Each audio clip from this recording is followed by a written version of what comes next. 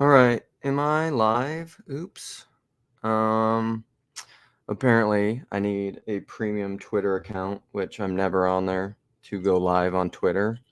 And I don't care. Fine then, Twitter. I'm not paying for something I don't use, and I don't care. Neil, Mandy, hello. Let me know if you guys are still there or this is working. I believe it is. All right. I want to play some clips and then talk. What should I do? Talk about things or play clips? Let's play clips for content. Cassandra, hi. And then I will talk about them, and then we can talk about them.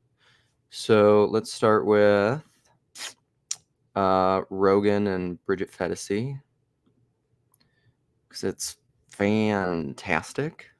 This little clip. Okay, we working. Everybody seeing this?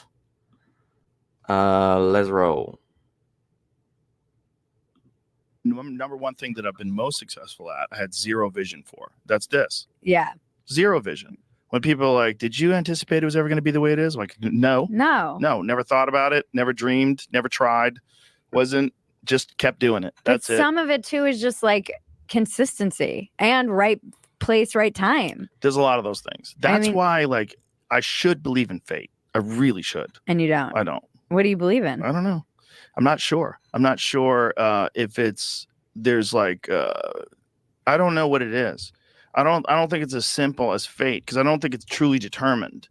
I think there's possibilities, and these possibilities, they open up, and your energy and your thoughts sort of synchronize with these possibilities, and that's what excites you, and it expands, and then you follow up on your instincts and your like what's the correct way to approach this, and then you put more energy and more intensity into it, and then it all accelerates, and other people sort of join in, and you collect like-minded people that also have their thoughts and their energy, and they push towards this thing. And when you're doing it right, good things happen, and that's what I think it is. And so I should think it's fate. But I also think it's manipulation is not the right word. It's a synchronization with whoever you really are, like whatever your real thoughts are, whatever your real intention is, what you're trying to do. I get it's like this synchronization with all of it, as much as it is like a vision of like, we're gonna have the best comedy club in the world. Like, we didn't really think that. No. We thought we were going to just open up a club and let's hope it works. Yeah. My goal was like, let's not go broke. Right. All right. That's basically that one. I think, oh man, I mean, there's a lot in there. I think, and what's interesting is I think Rogan sees a lot of stuff that we talk about in this little corner. This is my like Simba becoming who you really are. And there's a synchronization, an integration. He's saying there's an integration of you, who you really are, your true self.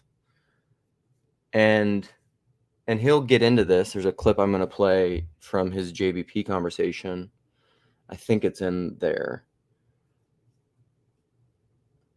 Maybe I don't have that one queued up. That's maybe another one that I should have queued up. What are the two that I queued up? I can't even remember. There's one on postmodernism, and there's one on, I forget that. It's in the notes, whichever things I queued up, but let's play those because it's an emanation and an emergence. So the emanation is the head, the mind, the spirit, and the emergence is the body. And those two things together are what a being is. Anything that is being is an emanation and emergence. An idea, Rogan will like a lot. He likes to talk about an idea. Where do ideas come from? Like, where are they? And he talks about the muse a lot. And he believes the muse is real. And if you act like the muse is real, there's a section in, it was this conversation with the lead singer of the Black Crowes, and it's wonderful. There's a little clip in there where he talks about, or the singer from Black Crowes, I don't remember his name, but he talks about how he thinks the muse is jealous and it's envious of your time. And he says he is afraid of making her jealous, because he's like, I think if she becomes jealous, she'll leave me. And so all his artistic prowess and artistic gift, he's like, he has to devote the time, ass in the seat, pen to paper, thinking, meditating, pursuing the muse, or else she'll leave him. And that's a little bit like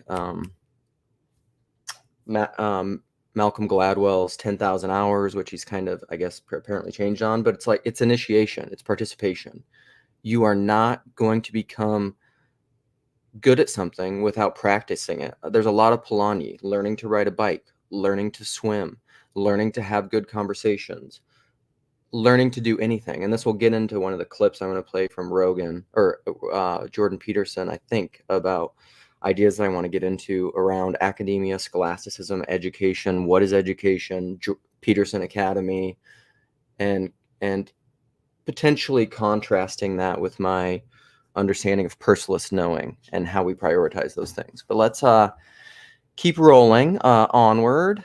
Okay, I have 2 clips here from the JBP conversation. I think I should have done more than that, because there's more in there, but these are just the 2 that I could remember and that I queued up. So are we working here? We are working. Let's go. This is the first one. I can't remember what it's about. Let's find out together. Well, if everybody goes their own enlightened way, let's say there's no social cohesion, there's no unity of purpose, there's nothing but fragmentation. And part of the danger of the hippie movement in the 1960s was a counter-social fragmentation. Right. Now, so you can imagine, things get so constrained that everybody's exactly the same, and that's a complete totalitarian catastrophe. But you can imagine the opposite catastrophe, which is that, well, everyone's letting it all hang out and doing their own thing. And that's equally dangerous. Right. And so there's some balance in the middle. Well, that's that balance between chaos and order that we were referring to earlier. It's also an ignorance of the structure that's involved in maintaining a society. Definitely. You need discipline, and people need to work to maintain the society that you enjoy, to be so free and to be a hippie. Well, you can imagine that complex social order can be maintained by something like mindless obedience. Right. But that's suboptimal. What you'd really want is enlightened responsibility. Right. Now, right. That's a great way to put it. Right. That's a very hard thing to pull off, though, because it means that you have to leap out of the box of social constraint, and you have to take the responsibility onto yourself. Now, that's a hell of a lot better if you can manage it, but that is definitely not what Kesey or Leary, for example, were preaching to the masses. Is like an admirable thing that people just should aspire to. It's the best possible. Okay, yeah, it's the highest goal. Let me give you another example of this, if you don't mind. I'm going to use another biblical story. While you were biblicaling, the lights are flickering behind you, almost like God is interacting with us. Funny part. There's spirits in the room, Jamie. The flickering light. Have you noticed the light flickering? If you haven't noticed it, keep an eye on it. Hopefully, they're the right spirits. Well, I think they always are. Yeah. Well, in the story of Abraham is a. They keep flickering. So he goes into the story of Abraham. Look, Rogan is he's like, you paying attention to this? There's one little thing to touch on in there. Who said this to me? Maybe it was Neil. Neil, was it you talking about, you made a comment, I think, on the video talking about Rogan's, I think he has more of a nuanced view, but like his little rant on psychedelics in here and his trust in psychedelics, and talking about Brian Miraresco and ergot being in the wine jars, and the mushroom and the sacred cross or whatever, and that he essentially thinks that psychedelics were a big part of making human beings who we are, consciousness evolving. Yeah, the wrong spirit, exactly. And because Rogan said, I think they're always the right spirits. Well, not always. I mean, in a sense, yes, they're always the right spirits, in the sense that, Job, and it's God sending the spirit to accost, who was in the Old Testament, the evil spirit. And there's, what is that quote that essentially, the sacred mushroom and the cross, essentially that the devil is a lackey of God, there's no spirit that has, its own autonomous right to do whatever it wants. And so in that sense, there is no wrong spirit, and everything is under the sovereignty of God. But not all spirits are good. That's, I think, your point. So, but the main point of this clip was back to what Peterson said about totalitarian, when he said where everyone's the same thing, and it's overly authoritarian and totalitarian, it's a monolith, it's a cultural monolith, there is no multiplicity. That's essentially identical replicationism, which is what you get from the machine. It's what you get from a factory. It's what you get from systematic replication. It's Henry Ford.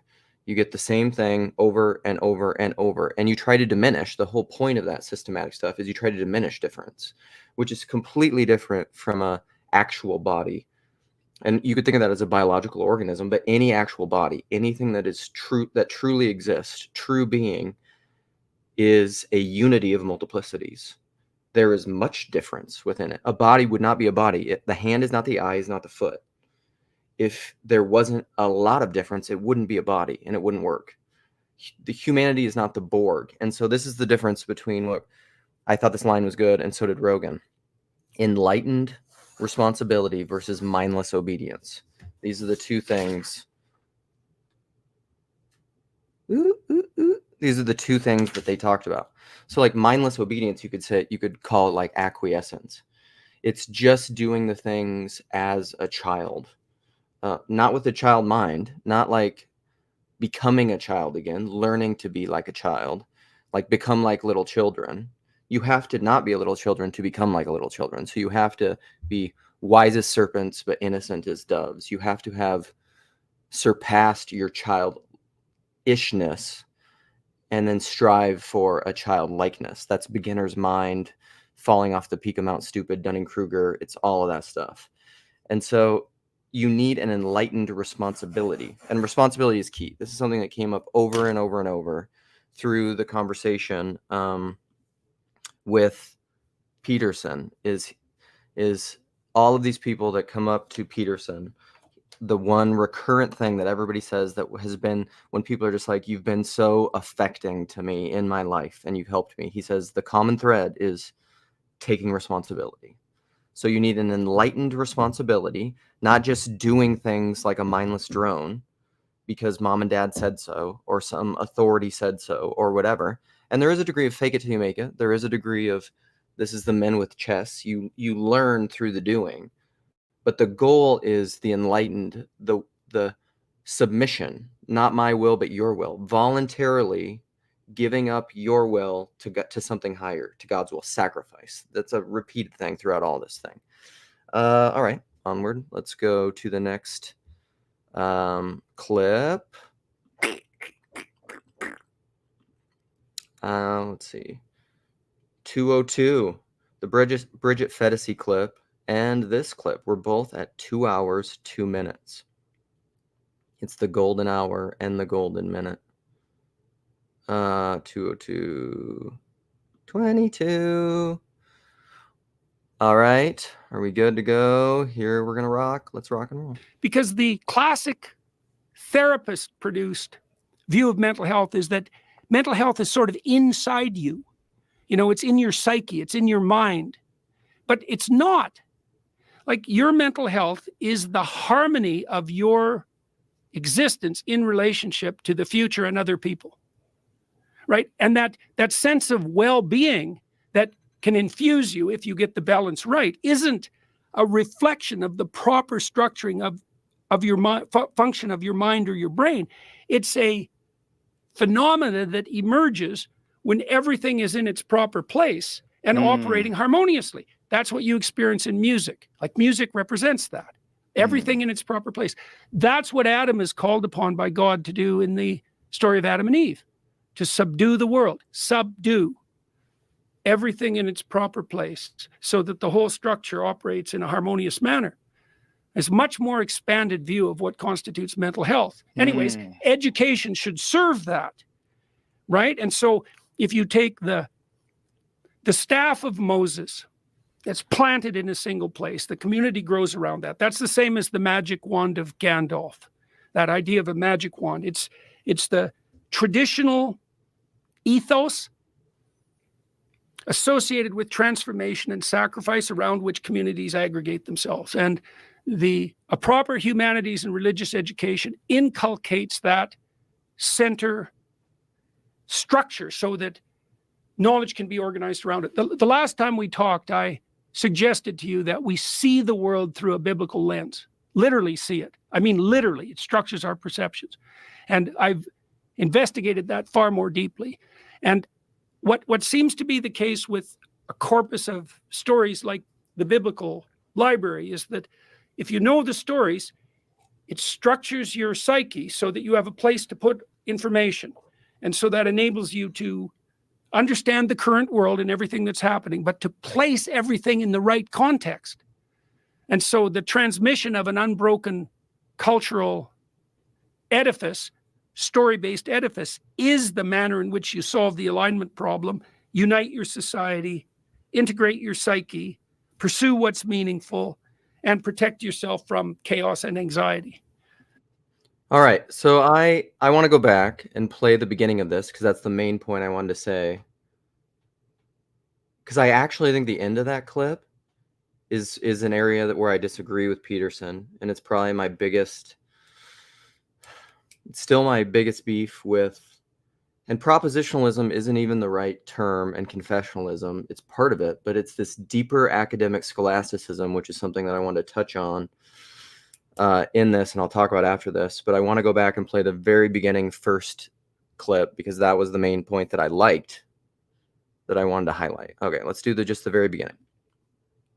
Because the classic therapist-produced view of mental health is that mental health is sort of inside you. You know, it's in your psyche, it's in your mind. But it's not.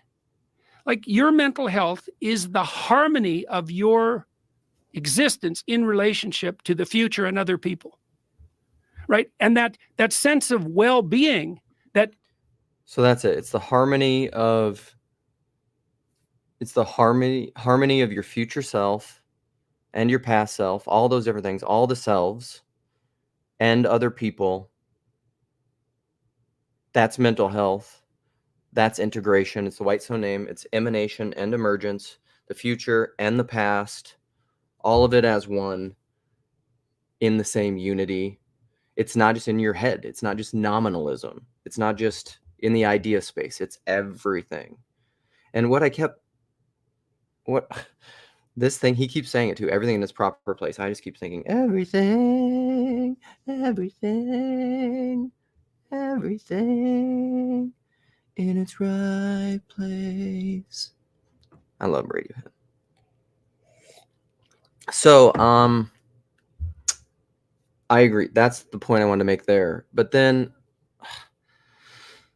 so Chad touched on this in one of his morning streams. I did not put that in the notes. Okay, I'm going to talk a little bit, and I'll open this up. About Peterson University, education. Because even that tail end there, Peterson said, I have to think about this. And I'd like your guys' thoughts on this. I'm getting coughs. I need a cough button. Perception. The structures are perception. Perception is the structures. Now, there's this thing that I've been learning through this class training thing that I've been taking, that, how do they say it? Perception is reality. And I like that. I mean, that's a really Owen Barfield-y kind of idea. And it's the God of your own understanding. It's this, which you probably can't see, but each according to the dictates of his own conscience. Because how else could it be? His own conscience, his own perception, his own whatever. And I think that Peterson is saying he's so close. Like, I would agree. How long has that comment been up there? Sorry, Sorry, Graham. You need 10 seconds of coughing branded to play when you cough. Wouldn't that just be more coughing? Which is probably what you're going for.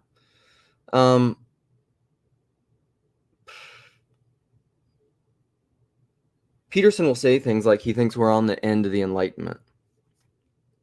He said that. I've heard him say that in a few podcasts recently. He said that on the end of Rogan. And I think it's true. But what is emerging is, this is connected to a little bit of like what, this is the honest postmodern critique that I'm not sure. I mean, I think Peterson understands a lot of it. I don't think that he fully gets it, because he wouldn't keep saying and doing the things that he's saying, and he wouldn't set up his Peterson Academy exactly in the way that he is. And granted, I don't think, and granted, he's doing the best that he can. And I don't know exactly what the answer is, but this goes back to the original Rogan clip of, he said vision, right? He said the thing that he was most successful at, and probably his greatest calling in life and vocation, because, okay, Rogan is I don't know how he would say it. He is a MMA commenter. He is a comedian, and these are his different jobs, right? Things that he does. And he's a podcaster. The thing that he is the best at, in my opinion, well, he's a pretty good UFC commenter, and he understands that stuff pretty well. But MMA commenter, but is his podcasting, is JRE. And he says specifically in that clip, the thing that he's most successful at, and I think in the proper terms of success, value. I have a good friend who's potentially listening who said a lot of vocation is about creating value. And if you know how to create value, and I think the muse brings value. Value is truth, goodness, beauty. It's probably the integration of truth, goodness, beauty, values, and then whatever you value is what's salient. It's what you pay attention to. It's relevance, realization, all that stuff. What you value, you'll pay attention to. And if you can create value for yourself and other people, that's a little bit of this enlightened responsibility that Peterson was talking about, where what's good for you is good for your family, is good for your kids, is good for your neighbors, your community, your state, your city, your world. It's good for everything. It scales. If you can create value, money, respect, everything else that you may think that you want, that you may try to get in a transactional, mammonistic way, will come. It will just happen. But if you try to get those things without creating value, you won't get anything. It's kind of like if you try to get the gifts that God will give you without pursuing God, you'll end up in debauchery and decay and worshiping the golden calf. It won't work. You won't set your mind is not set on the highest things. I don't know. A verse is coming to mind, but I can set your mind on things above, and all things will be given to you as well, like that thing. And there's something, and Rogan said the thing that he's most successful at, where he created the most value, his podcast, he didn't see this is the problem. He didn't see in an articulable, clear, propositional vision kind of way, in a narratival way. Rogan could not have told you this story in advance because it didn't exist. He created it. Podcasting, he created. He would say he's not the king of podcasting. Who does he call the king of podcasting? I was just telling somebody this the other day. Adam Curry, I think. He calls the king, the granddaddy or whatever of podcasting. But he was one of the first, and he's the most successful. It's the biggest media in the world. And I was telling my wife this. It's related to TLC stuff, I think.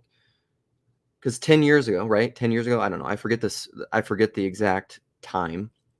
But 10 years ago, if you just said, like, everybody should be podcasting and you should start podcasting, people were like, that's stupid. Why would we podcast? It's just mainstream media. Try to get a TV show, try to get on the news, try to get whatever. But that was not the way that we saw value, because it didn't exist yet. It had no being.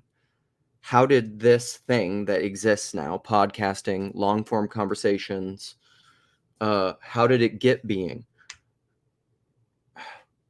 Rogan, Peterson was trying to talk about this with Rogan, and this is what he gets at in Bridget Phetasy. It was a synchronization of all these different things that he could never name and articulate. It was the muse. It was doing the work. He just did this thing that he felt compelled to do for whatever reason. He thought it was fun. Like, to him, he would say that it was just silly bullshitting. Him and Brian Redband would just get together, and Rogan would just talk to. That's the thing. He would talk to whoever he wanted to talk about. In the early days, a lot of them were just silly, hanging out with friends. But then he would talk to Rupert Sheldrake. He would talk to Graham Hancock. He would talk to, I don't know, like, those guys were really early. I mean, he needs to get Rupert Sheldrake back on the podcast because he hasn't been on there forever. I think he's only had 2 appearances, but he was one of the early days ones. So was Graham Hancock.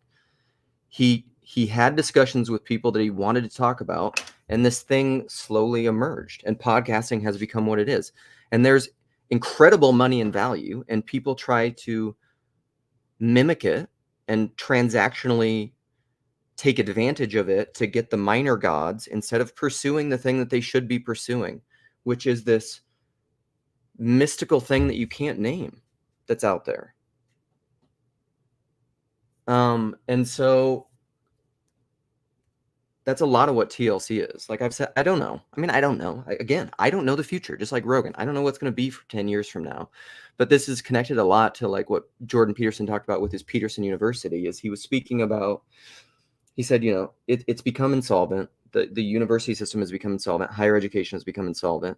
He's like, people pay $300,000 for an Ivy League education. And mainly it's about trying to meet a spouse where you can connect socially with people from, they can be filtered through all these different things, and you can try to find a mate to have kids with so that you can connect. And like, the education is valuable, but what's the most part of it? And so Peterson, he said he's trying to do that through some social media stuff of online connecting these people. That's part of the educational thing. But what is the online space, the social media space, that the medium where people meet and find mates and have children, and it's primarily about persons via the randos and not primarily about ideas, not about minor gods and things underneath, but about the person, which is the nexus and the locus of all meaning and all value and all consciousness and all perception, because that's the double slit experiment, and consciousness and attention. And if a tree falls in the forest and anybody's there to hear it, does it make a sound? No, because the human being is the nexus and the locus of all meaning and all perception. What is the center of that 10 years? So like, Rogan was the podcast,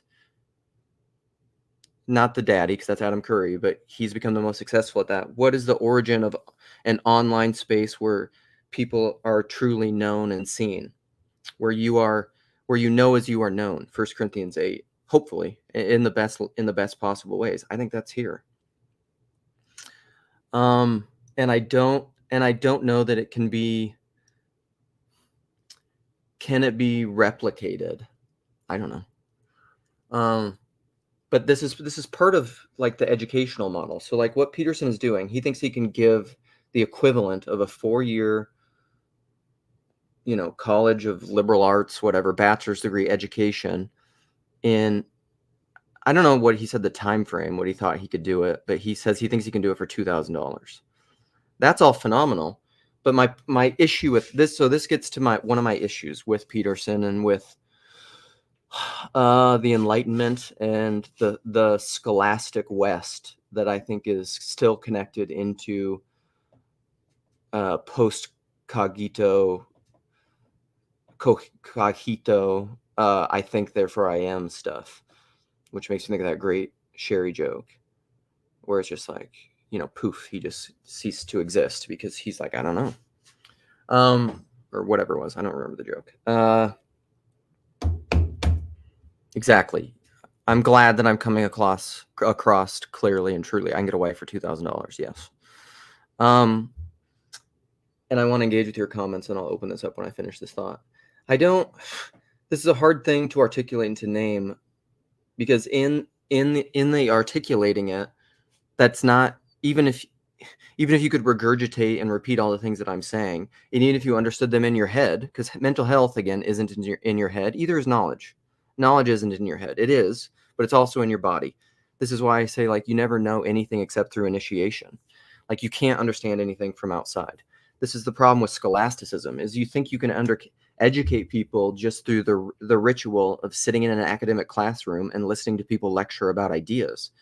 How does education happen? Is it primarily through ideas, or is it through personal knowing, which is the integration of all the P's?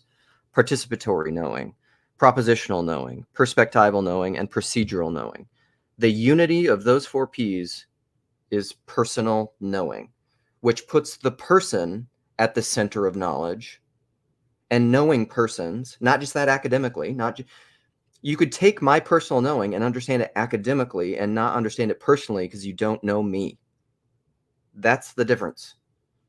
So you have to put the person at the center of knowledge, or else I don't think you're ever going to know as you are known. You're never going to get to that flippin' trailblazing genius, St. Paul, Jacob, in 1 Corinthians 8. Read all of 1 Corinthians. Dude, Captain Planet? I love you, Slack. I'm going to meet you. I'm coming. North Estuary, ho! Hacksaw Jim Duggan. North Estuary, ho! Also, when I do this, I can see up my nose, and that's gross. But hopefully I don't have bugs. All right, I don't need to keep riffing on that. I'm going to throw out the invite, and here's going to be a rule. If I can't see your face on the camera, and I can't trust you, I'm not going to get any peni on the screen, okay? This has been something that's been happening that I just think is gross and dumb, all right? You logged into VIP? I don't know what any of that is. Are you talking to me, Grim? Because I don't... Oh, VIP for the North Estuary. I got it. I think so. I mean, Nate sent me a link, and I think I am. I don't know about your party. I don't know that I'm going to be able to go to your party because I don't know that it's going to work out with time framing and stuff. Sunday, because that would just flights and coordinating with people and all that stuff. It might be a challenge, but Neil, you can come in here, my good friend. It's good to see you. Good morning. Morning. Good evening. Buddy. Good evening. Oh, we get some Dumu. Oh, I haven't talked to Jonathan in it's been a couple of months. Yeah, I've been meaning to catch up with you, Neil. How you been? I've been good. It's Bene. It's Bene-While. It's Bene-While. You touched on a whole bunch of things I did. I'd want to talk about. One of them. So I've been so on this extended vacation. One of the things I've been doing is going through my old journal entries from like 6 years ago, the height of my angst, and I'm just reading over it and thinking to myself, like, man, I don't like this guy, like the person writing this journal 6 years ago. But it made me think about, in relation to what you're talking about, it made me think about how our sanity, did you say sanity, or just who we are is a outsourced and crowdsourced phenomena, that our mental stability or mental health is not, it's not housed here. You know, it's housed by... Housed in many ways. I've a clip of this. Peterson, he's been talking about this idea forever, right? He calls it the stock market of sanity. How sanity is not like well, you're also talking about how like identity is also relational, right? But like he's long talked about how, like, you know, it's not, sanity is not something you have just as a human. It's sanity is a social phenomena. Like, you have to be embedded in a community in order to be a human or something. Sorry to interrupt there. No, so so one of my journal entries was on Charles Murray's Coming Apart. Have you read that, any of you? No. It's phenomenal. And Chad, actually, I would strongly recommend that one for an audiobook. It's the best thing I've read from Charles Murray. But So what is it again? Charles Murray what? Charles Murray's Coming Apart, and it's written about maybe 8 years ago. It's about the separation of America into urban and suburban, rural, and that the migration, the migration in the United States is mostly based around economic class, Yes. and it's also ideological. It's not so much, but it's mainly economic class. But anyway, so in Coming Apart, he defined. I have this written on my phone. He defined wellness, that most people's mental health or wellness is based on 4 factors. It's based on vocation, so that's your job or creative enterprise. It's basically how you define yourself in work. It's marriage, it's community, and it's religion. Those 4 things. So vocation, marriage, community, and religion. So what I did, this was like 6 years ago, when I read that, I rated myself in each of those categories, like how am I doing? And I was like a 10 out of 20. I won't give you my individual scores, but I was like a 10 out of 20.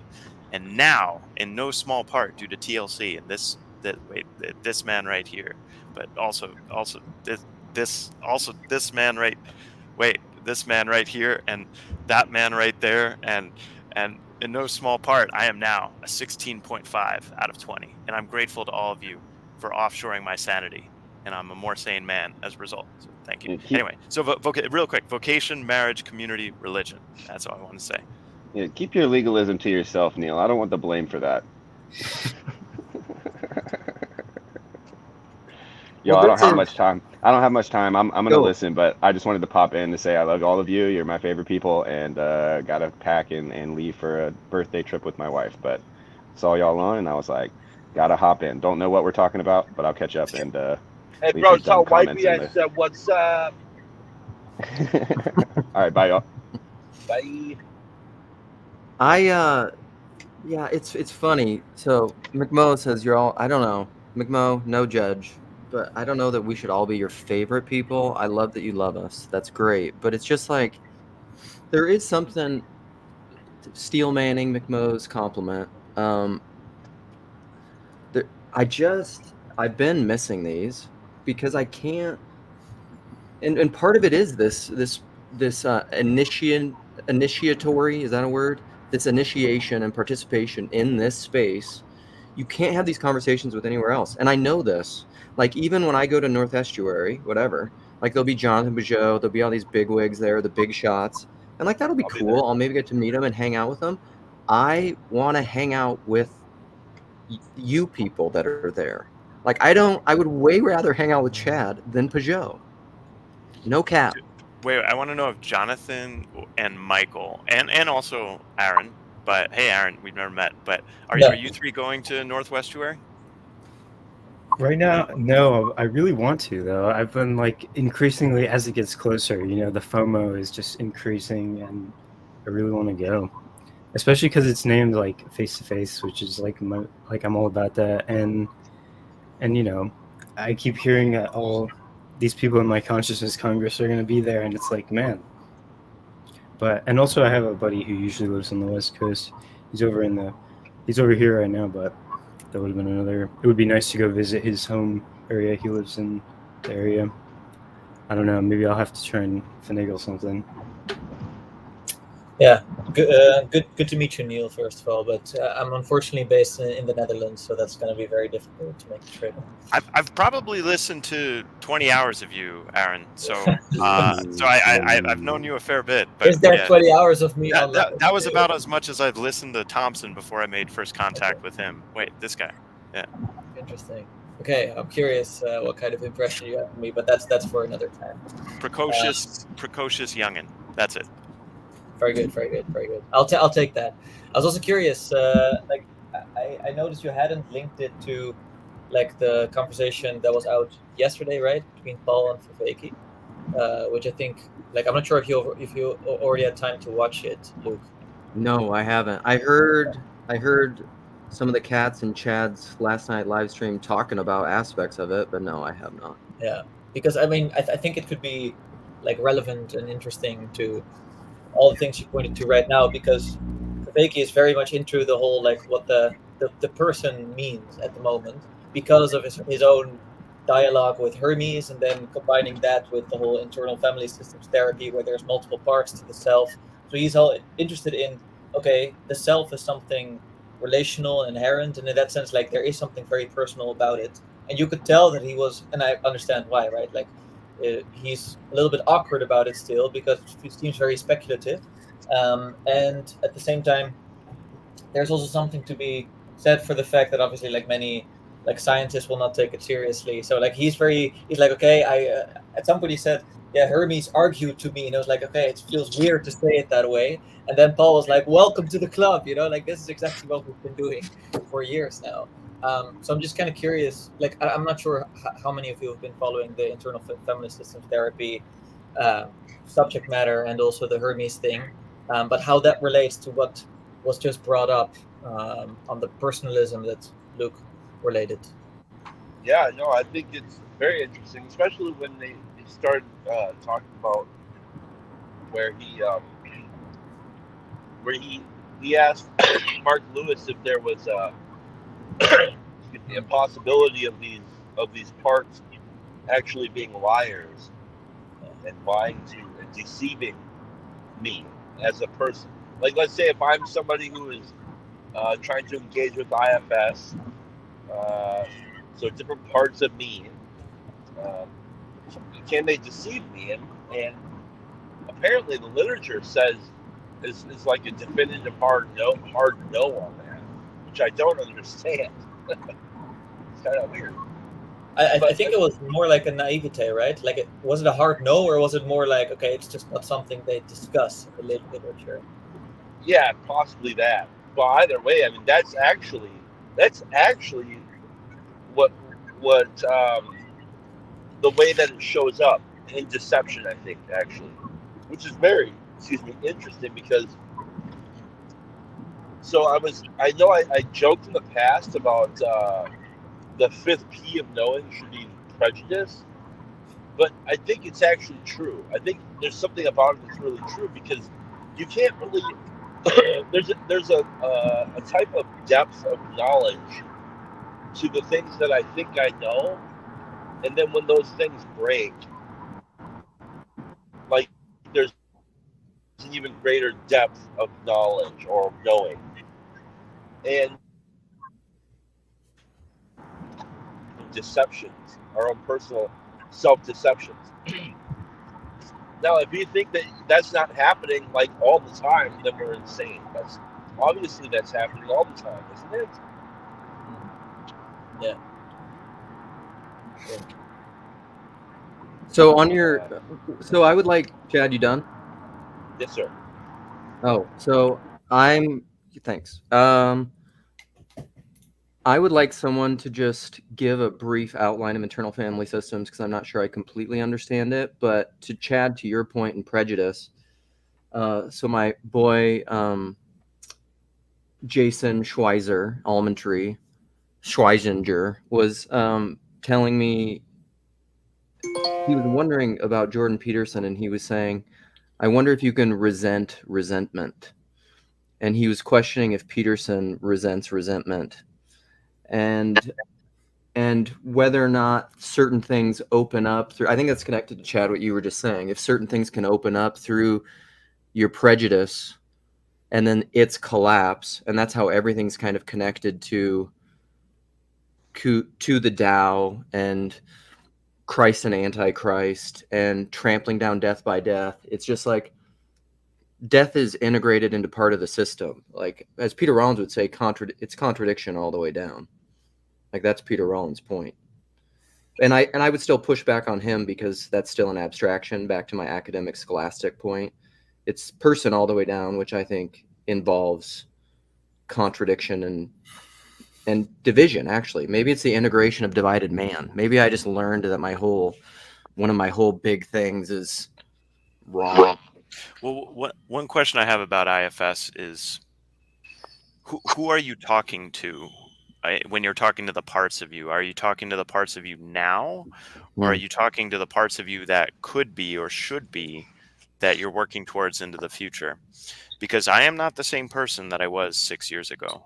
My heart, the biblical divide between mind and heart is clearer to me today than it's ever been in my entire life, because it's like the practices and behaviors that you do year after year end up changing your psyche. So Jung would say your psyche, meaning the things that are outside of my free will to have interest in, to care about, the loves that are within me, you could say, are different as a result of that 6-year transformation. So if I engaged in IFS 6 years ago, I suspect the things that I would be told would not be in my best interest.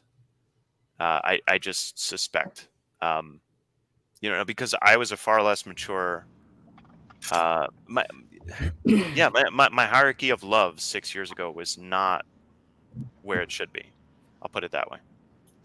Yeah, well, I'm not sure. Maybe I should first just briefly outline for Luke what the That'd be great. IFS. So then we can continue, because I'd like to respond to what Neil said. But IFS, essentially, I don't know what the name of the guy is, but it was started by a family therapist. So he would do therapy with families, and then he was like, well, maybe actually I can apply this to individuals too. So he would have the individual parts. He would say that, like there's these individual parts of every human personality that are in some sort of dialogue with each other. And if there's seemingly some kind of trauma, something that doesn't seem to work, addiction issues, stuff like that, which is also obviously why Mark Lewis is also interested in it, that might actually be one part feeling neglected by some of the other parts. So you have the parts in dialogue with each other, and the scary, the weird thing is for the scientists that the people who engage in the therapy, they don't just experience talking to the parts, they experience the parts talking back to them.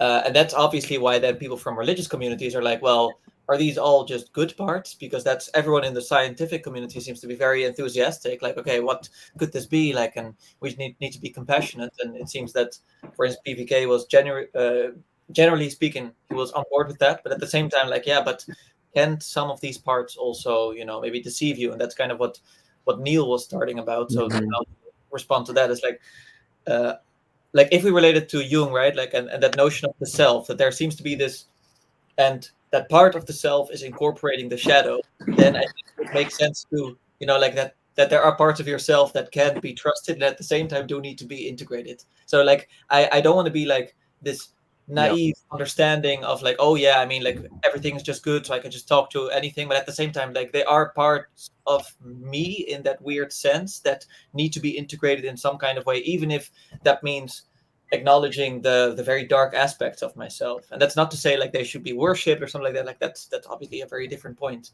but just to be integrated. That's how I would look at that. I was thinking about giving the summary, but I'm glad that I let you do it. I think that was a good summary. Sorry, Jonathan. Good. No. I'm glad you did it. Thanks. Yep. Right, Michael, Steve, you haven't spoken. Also, this is another plug for the Brave search engine, and it's AI search, because it's just like, here we go. It's just like summary of internal family systems, evidence, Hey, but it's not personal. Aaron's, it's the resonance of Aaron's, what it means to him, and that I comes agree. through. I agree. That is superior. Gotcha. Yeah, I'd rather have Aaron Let the beard speak. Go ahead. to me than have a demon explain demons to me. That's great. I've been thinking about this guy. Where have you been, dude? Who are you talking? Steve McGee? Yeah. Steve McGee. It's definitely not a brag. But I've been at church, So Okay. I've been going to seeker classes, like a reading group. I'm a 12-step thing member, and two guys, one of them just showed up one morning in the parking lot before liturgy, and he was looking at my car, and we talked, and it turns out he's an alcoholic and he's struggling. So we've been going to meetings together. So I've just been doing a lot of that stuff and reading.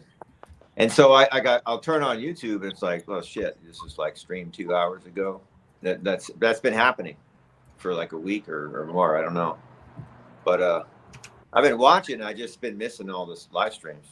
Hmm. I just happened to have a really bad cramp this morning, and so I woke up It's and that walked time of the around. month, Steve.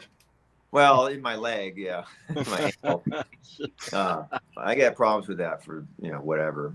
But anyway, and I didn't resist turning it because I'm also been thinking about getting a dumb phone, because it was getting out of control.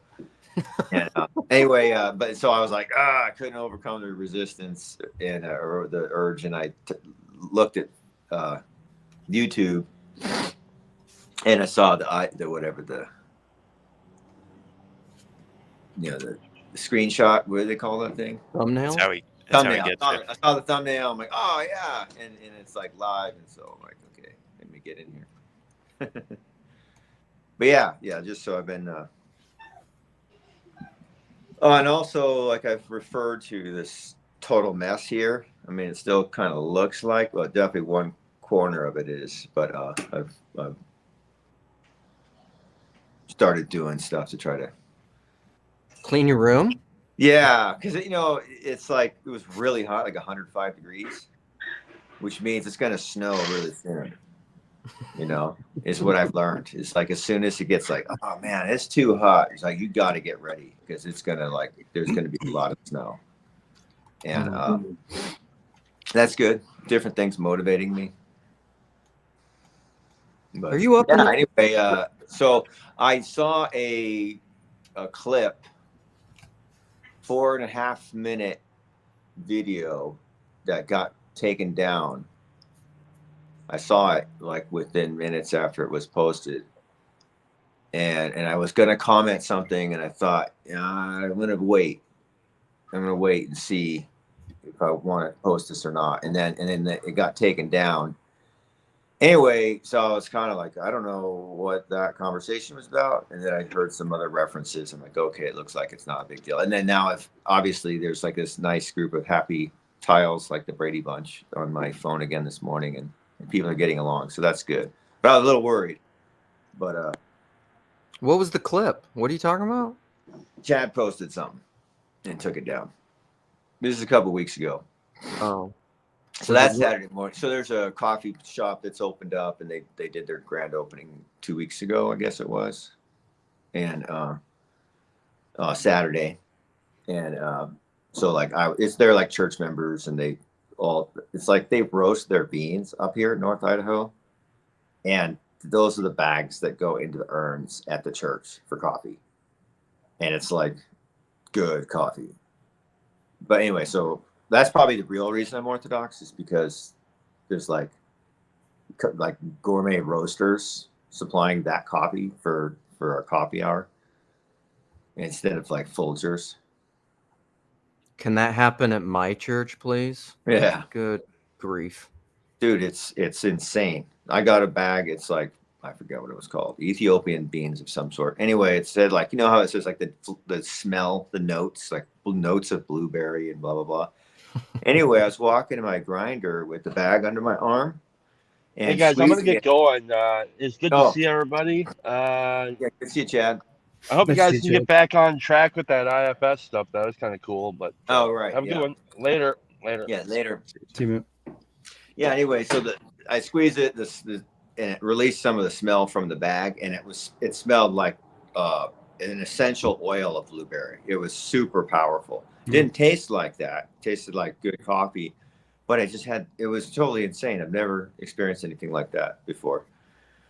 Did that aroma talk to you? I have no. Well, it Excellent could have been segue. lying to me. It could have been lying to me, and I'm waiting for Vervaeke to come down with the definitive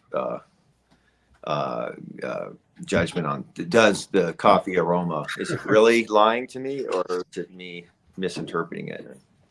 Anyway, yeah, so IFS, I haven't thought about it since the last stream I was listening to or watching or participating in about it, but thinking about it now, is listening this morning, I'm like, I've been reading stuff that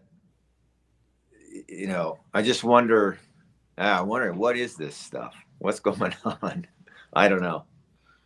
It's interesting to me. I don't know what it is, but I do know that I can think I'm brilliant and on track and getting more and more successful every year, and then realize eventually that I've been totally deceiving myself and full of pride, and I've been dishonest with everybody around me, and I hate my life. That's happened to me. So maybe they do. Maybe there are things in you that deceive you. That old humility. So what I would add with the IFS thing and blueberry notes from coffee and all that is I think it's possible that our potential aversion to IFS is that it can be a little bit of this two-story universe, the divided world stuff of materialism, spirituality, because I do believe this. I think I believe it. I believe it intellectually, and whether or not I believe it fully, that everything is spiritual. There are spiritual components to all things. And it's maybe if you have eyes to see and ears to hear, in a sense, everything's talking to you. It's just not talking to you in it's not necessarily talking to you in articulable phrases and words, but I would maybe say that there is still a syntax though, and like there's a grammar, and I think that this syntax and grammar is like the laws of symbolism or something like that. It's like the way that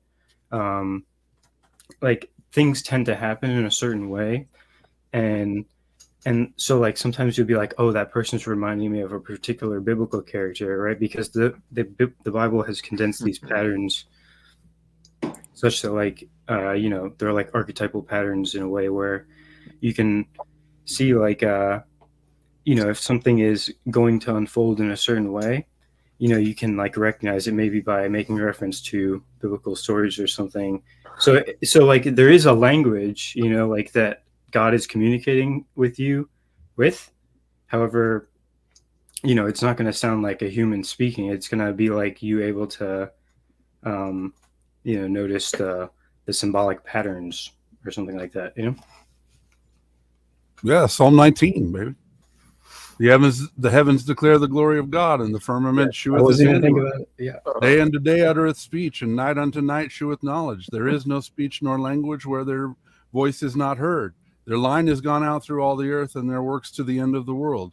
And them that in them hath he set a tabernacle for the sun, which is as a heaven, and his circuit unto the ends of it. And there is nothing hid from the heat thereof. I could go on, but anyway. I think that's just a metaphor, right? Yeah, I wasn't even thinking about that. I was just thinking about like regular Jonathan Peugeot symbolism. Not that Jonathan Peugeot isn't a closet astrologer, but I think, that's. I'm glad you made that connection because I really think that that's worth talking about. I don't think he's closeted. I just don't think he even knows he's gay yet. Yeah, no, I just poke him a little bit. I like to poke him. My buddy calls him JPEGs. I think that's pretty great. JPEGs. Yeah. Jonathan Peugeot, JPEG. Oh, yeah. I love that. Well, he's definitely, if he's not the image, the icon in the meme, he's the spirit that animates the meme or whatever, the Peterson phrase, the spirit that makes the thing happen. Yeah. So I mean, so those the best memes are the JPEG memes, the GIFs, I should say. Oh yeah. So JPEG. Good name. The JPEGs are different than the GIFs, which is different than Jonathan Peugeot memes, which are different than JBP memes or meaning wave or the spherical meaning wave JPP's Peterson sphere TLC memes. So you're saying you want a JPEG? Yeah, totally. You need at least 4 more hours to elaborate on that. What do you guys think about this comment? Finding meaning and being schizo share the same mechanism. Makes sense to me. Well, it's a spectrum. Map the brain activity, but I don't think that that's too far off. I mean,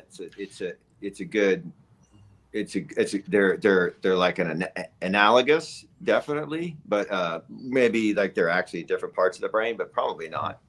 Reminds me of that Matthias Desmond article that Sherry just read recently, where said like scientists, schizophrenics, shamans, and priests or something are all like similar folk. I forget the exact phrasing. Yeah, I think they're related. You know, thinking about that quote, though, I think of Ian McGilchrist, where he's saying schizophrenia is overactivity of the left brain. And I think finding meaning is waking up the right brain and couching it, you know, so you have I think the schizophrenia is meaning gone wrong, like meaning not controlled by the context of the right brain, you know. As one who's prone to too much left brain activity and a little closer to schizophrenia than I am to holiness. I think you might be having them flipped. I'm not sure. That's what I was thinking, because Cal and I... No, it's counterintuitive. Look it up. Ian McGilchrist said schizophrenia is overactivity of the left brain. Gotcha. Yeah, I remember that actually. And yep.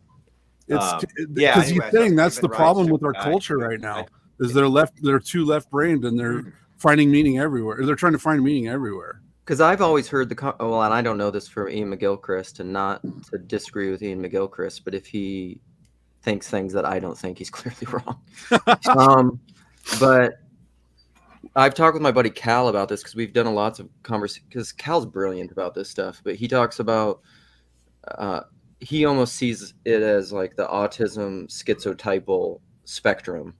Yeah. And so the way that I've always seen it is autism is more of a hyper left-brained myopia, where you get it's hyper focus on specific details that you can't see outside of, because meaning is found in, like, you could almost think of it with vision and focal and periphery. Without the periphery, the focus loses its context and its medium, and it makes no sense. It's just isolated. And that can be a little bit of what autism is. Whereas the schizotypal is just like, all you see is connections everywhere. And you can lose. You're just flipping so quickly in all these different things, because you see meaning everywhere, that it's too fast. Yeah, I think it's probably like maybe a terminological thing to some extent. Like, I know schizophrenia means, like, etymologically, it means split mind, which kind of makes me always think that it's like there's no connection happening between the two minds or something, you know. But yeah, I think like everything that has been said seems correct, but just a matter of like schizotypy autism. It's like we're trying to label it, but of course we have to, and it's probably helpful to some extent, but you know, it's like we're never going to get it exactly right or something. Yeah, that's why people say things like you're screwed in the head or fucked up, and it's like a crass summary of something that would take too much study of Greek to be able to name properly. Can I ask a random question? You know, so you're just cuckoo. What percentage of psychotherapeutic patients do you think would better be treated by simply engaging in a sufficiently difficult moral struggle with whatever they're struggling with? I'm all about that. I think that's what's up. So what I'm saying with is, what percentage of psychotherapeutic patients is their issue that they haven't embarked on a moral struggle within their own lives that they're avoiding or trying to minimize, versus something that could help them understand themselves better and then take because there are, I have no doubt in certain patients' complexes, certain things that they haven't understood about their past. I have no doubt that psychotherapeutic enterprises can be helpful in some regards, but I suspect, well, keep going. I'll leave it right there. But I suspect it's probably 80% of patients have a moral struggle in their lives that they would prefer an easy answer for. I don't know if I would say moral. I would maybe say teleological. You know, like there's a purposive thing happening in their life. Like they're, you know, like there's some meaning that their unconscious, let's say, is trying to get them to hear and recognize or something. Luke didn't like that word. Unconscious. No, I don't. It wasn't the word. Can I say for moral struggle? Could I? I just don't like moralization. You know. I love moralization. Could I say? Yeah, go, Steve. Could I not change what you're trying to mean, but like refer to it as they need to repent. Yeah. As opposed to like intellectually understand good from wrong in a different And I way. don't think about like repentance is necessarily a moral thing. I think of it more as like a purposive, like what am I, what spirit is driving me or something. I think about repentance far differently than I did 6 years ago, in that it's a journey and it's a process, and it's not a sudden thing. I mean, unless you're lucky St. Paul being struck on the road to Damascus, it's not a sudden thing. But it's according to St. Paul, he was fucking it up the whole time too. He's like, wait, I do what I don't want to do, and I don't want to do what I do, and he's like. He also had in the desert for 7 years after that happened. Right? No, that's exactly right, Jeremy. I do think the moral struggle. They all struggle. Everybody. Because like the moral struggle implies that you actually need to go out and do something, whereas maybe the teleological view is like, okay, you need to make things make sense to you in some ways, but the moral struggle. How about do whatever, man? Whatever, like. How about whatever? Obviously. This is look. We're hitting on something. Everyone's excited. How about yeah, you're right. But I think transformation. The moral struggle is not only doing something in the world. And I think that's actually a big mistake in postmodernity, like sign carrying people. It's like they think, oh, I'm gonna be moral. I'm gonna have is that a telos where I'm trying to like cause something in the world? And it's like maybe it's like in Alcoholics Anonymous, it's like I've done this wrong. I need to make this amends to make the world right. But really, moral struggle or repentance, it's like your heart. It's totally changed. It's changing yourself, being transformed. And transformed. You may be in a cave, and no one knows you're there, and you've repented, and you are repenting, and you're staying repentant. And so that's when somebody mentioned like I think that Neil, you were saying like you think about repentance very differently than you did. I think very differently than like 6 months ago, a year ago, because I was just never exposed to these kinds of thoughts. But how you think, how you feel, your attitude is a big part of repentance. And I think like, isn't that what psychologists are after? How do you think, how do you feel, what your attitude is, what your beliefs are? I don't think it has anything to do with it. What your values are. Okay, let's let Chad. Chad was passionate enough to come back in here. Let's hear Chad out for a while, and then I'm excited too. But I want to riff on transformation and this thing I'm holding here secretly. So I've been holding on to the right brain, left brain because I'm going to make a case for right brain being schizophrenic. Okay, so Chad, go. Me, Jeremy. Okay. Okay, I don't think that it's a matter of Chad's what I think. Mm-hmm. Steve, you're lagging. I'm muting you. Chad, go. I don't think it's a matter of my motives that are a part of repentance. Like it's like somebody was saying what did he say? It's how you feel or how you a matter of where you're standing or whatever, or how you think. Like, see, this is a problem when people start talking on each other. I lost the thread.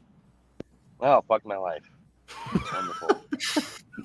No. The thing is so you're saying I have to feel good about it, or I have to, like, repentance is like, this idea of it has to be in my heart. Like, I have to repent in my heart. It's like, no, I don't have to. Like, I know that what I have been doing is wrong, and would it be the right thing to move forward in a different direction, try to do the right thing? Yes, do that.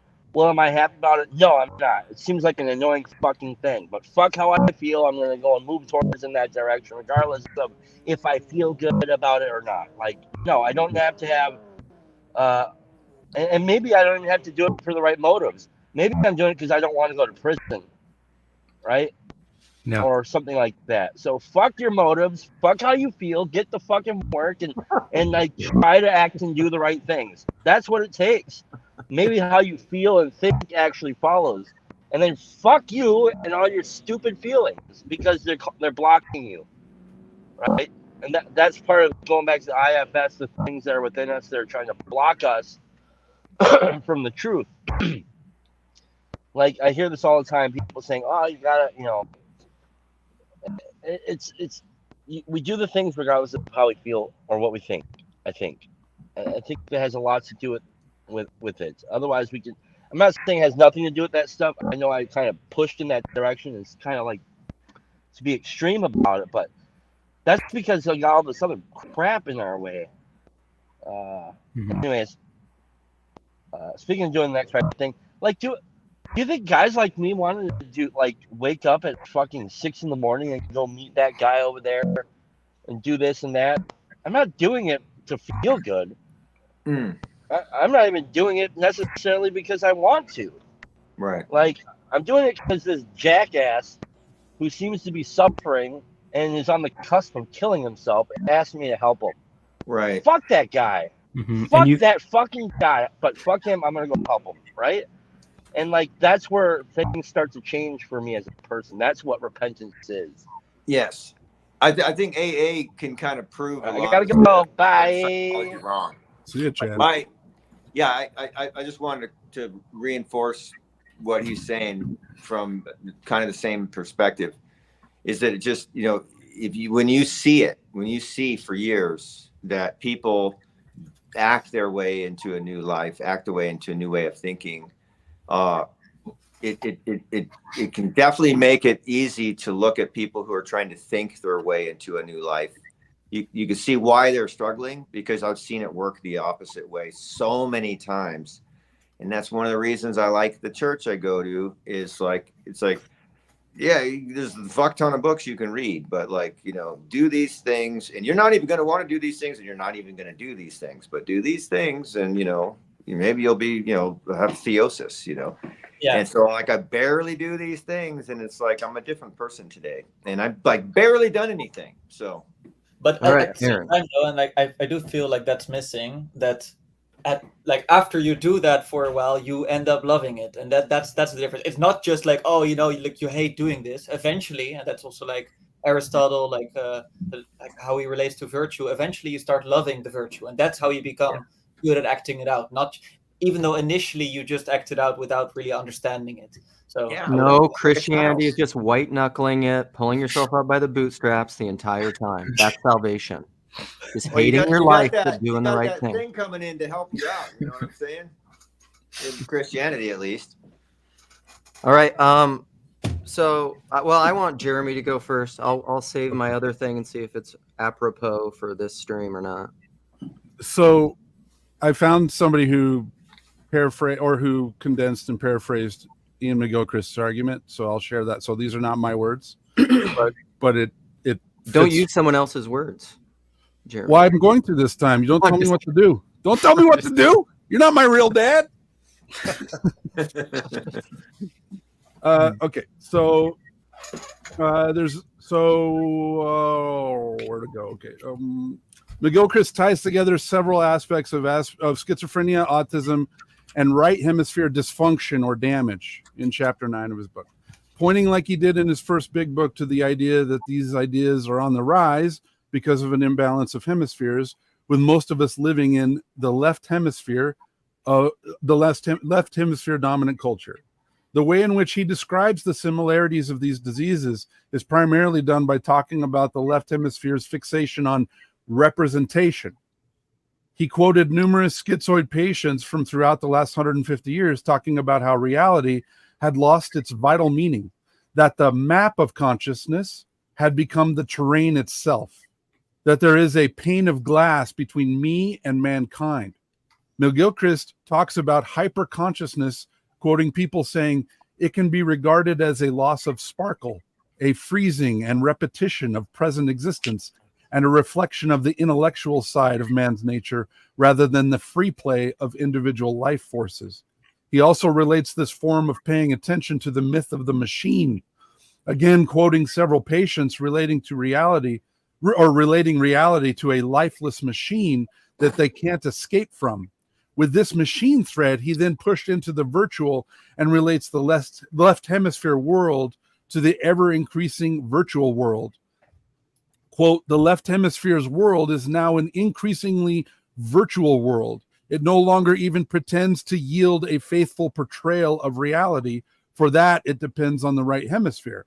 It has, it thinks, more important, certainly other things to do. It is there to unpack the implicit in what it is given about the outside world, making it explicit, and deal with it according to the rules. It is there to aid strategy. Unfortunately, by being purely strategic in intent, the left hemisphere makes strategic mistakes since it remains largely ignorant of the reality on which it relies as a sophisticated computer world, and very soon, no doubt, will. So he's saying it's confusing. As you go into left brain, you're confusing map for territory. You're no longer bounded reality, and you are trying to assimilate everything and put it into and systematize it and make it explicit. And that is the very act of schizophrenia, because if you have a more right brain approach to symbolism, not everything's explicit. You can't articulate everything, and you can't systematize it. The truth is not systematizable. The truth can't be captured on a spreadsheet. And the schizophrenic move is to try to capture reality in a spreadsheet and then forecast it. And so they're trying to find meaning in everything and looking at they're hyper focused on pattern. They're hyper focused on trying to predict what's going to happen tomorrow using their spreadsheet model. Okay. That makes sense to me. That model works for me. Yeah, that's interesting. Thanks for sharing that. It describes a lot of what I wasted decades of my life doing. Same. That's what I do for a living. Yeah. I make reports. Exactly. I use Excel for a living. That's what I do. Yeah. Exactly. And it's I interesting complain about the machine, so I got to be careful. It's interesting because it suggests that, like, maybe, a resolution to schizophrenia would be some sort of, I don't know if I want to say, definitely not systematization, but, some sort of interpretive framework for, like, how do we not try and explicate everything and systematize everything? Like, I'm thinking, when you were talking about reading into everything and seeing the patterns, my mind went to astrology.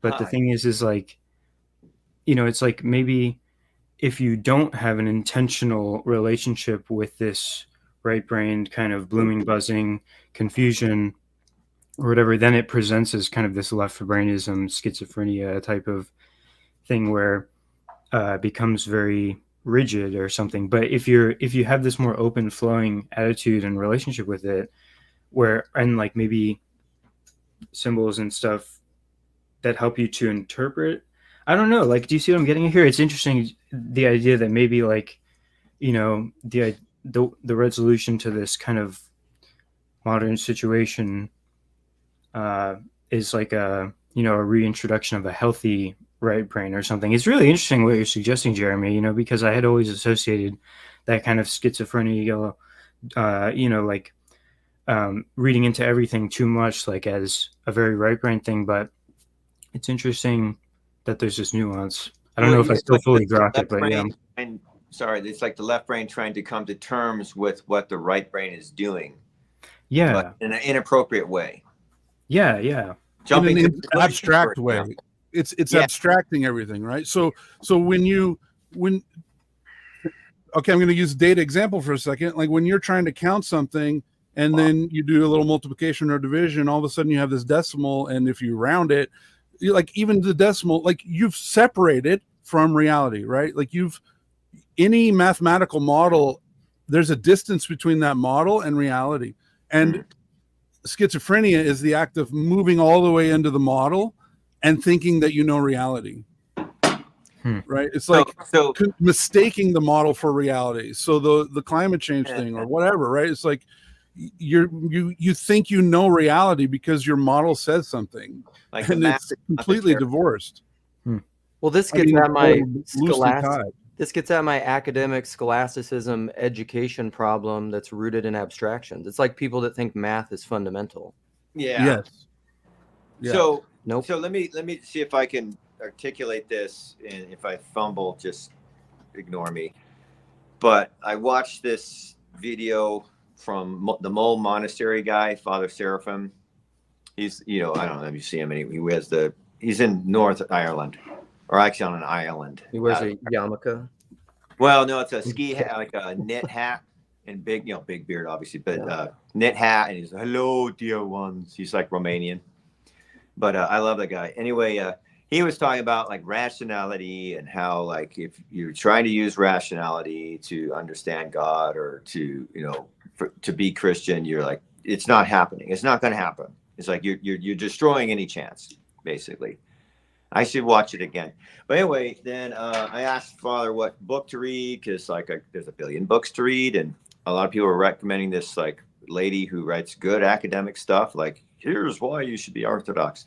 Anyway, you recommended this one. Is this backwards? No, it works. Okay, good, because I can't see it without my glasses. But he recommended this book, anything by this guy.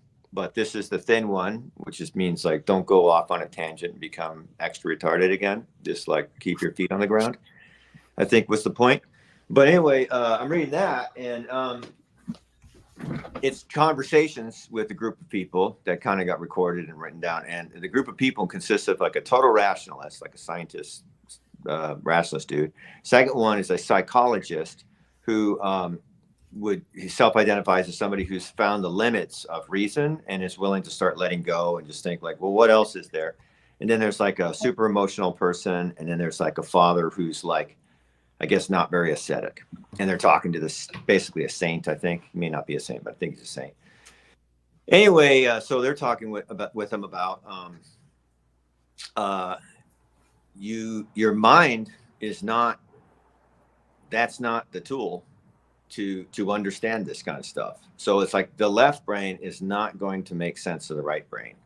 You can abstract it, but you can't make sense of it. You don't really get it. You need your news or whatever. So anyway, it's like what you're saying. It's like if it seems like this has been the big problem for me as far as even thinking about accepting Christianity at all, is that it's dumb and it doesn't make sense. It's fantastical. It's not rational. It's not reasonable to think these things. And I'm trying to let that go. And by trying to let that go, I've started to have a different life. And also I'm thinking things differently. I'm able to believe things differently. And I don't get it, but it is interesting. And so like this talking about like the left brain trying to like abstract and make sense of all this stuff. And it's like, I mean, I could be successful in life that way. I could be rewarded by society by doing that. You can make money. My life is a failure because I've been like in this left brain erector set house of cards. That's like, hey, that looks really nice. Like nice pile of like dog shit you got over there. Would be a shame if something would happen to it and you would like fall back down to earth and be a naked, humble dude before God again. But whatever. And that's like kind of what it seems like is happening. So what I would say to that is meaning I think is inherently a right brain thing, and this is why we have the meaning crisis. And facts, like the whole question is, what do facts mean? So I wanted to riff on and just add, so I haven't listened to all of it. I started to, but it was difficult because I was at work, and these kinds of conversations are really a challenge for me. But Sam Tiedemann, our boy, he moderated a debate on the question, and I sent him to this privately: is the incarnation coherent? And I told him, I said, coherent is a perfect word. And I said, so in the deepest sense of meaning, absolutely, the incarnation is coherent. Is it? But Steve, you said this word. Like, does it? What was the word? Does it make sense? This is what people, or can I understand it? Can you, in an encapsulable way? Well, of course not. Can I master it? You can't. You never can. That's always over here. Meaning's always over here in the right brain. And to, Grogan's point, left brain is the new total depravity. It's not. If when people are talking, this is the same thing that happened to me with like propositionalism or with anything. Is people think like I'm then anti-propositional. No, it's all fine as long as it's an icon, as long as it's relational, as long as it's pointing to something. The left brain is fine. Maps are fine. Have maps. Distracted by the yeah, and that's kind of the propositions or faith are icons. And that's kind of what I was saying with what Jeremy's quote, where it's like the solution to that crazy systematization is once we actually add back in the right brain, like in a healthy way, in a to recognize the things we're seeing as iconic, then it no longer becomes this like brutal systematization, like degeneration into reading. Like there's, I don't know how to, it's interesting because usually we associate the right brain with like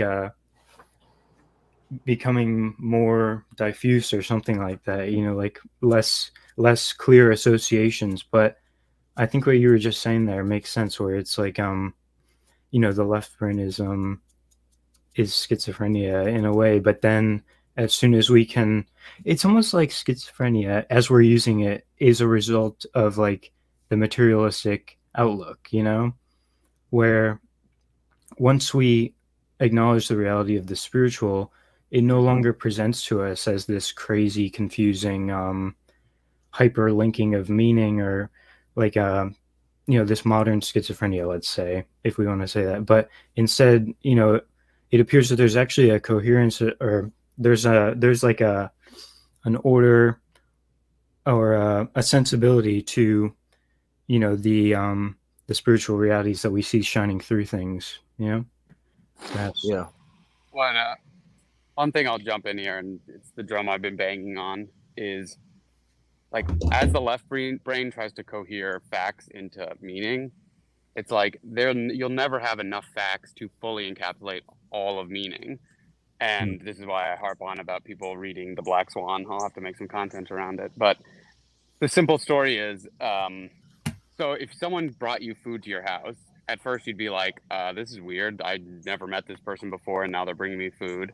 You might like test it for poison. You might like not eat it. You might throw it out. And if they came the next day, you'd be like, maybe I'll have a bite. Next day, they keep doing it. You'd be like more and more certain that this person is there to help you, that they're your friend, that they like you.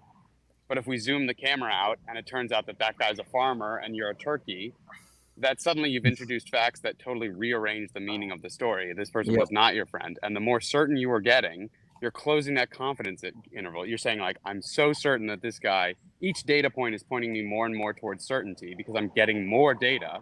But then a single fact can recontextualize when you say, oh, his name is the farmer suddenly, and your name is the turkey. Those two facts recontextualize the entire story. So all those facts you were gaining that pointed you towards the meaning of this guy's my friend are recontextualized instantaneously.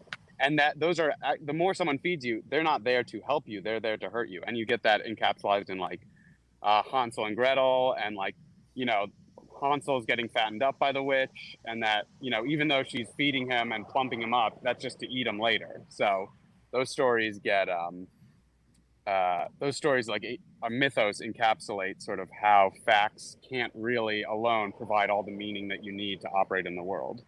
Nice. Yeah, I think that's true. That's Peterson's, like, all of a sudden you find out your spouse is cheating on you and you live in a different world. It's changed all the facts. And you can have infinite numbers of facts. It will never give you meaning, ever. It can't. I wanted to jump back a little bit to the personal knowing stuff and like the IFS thing, maybe a little bit.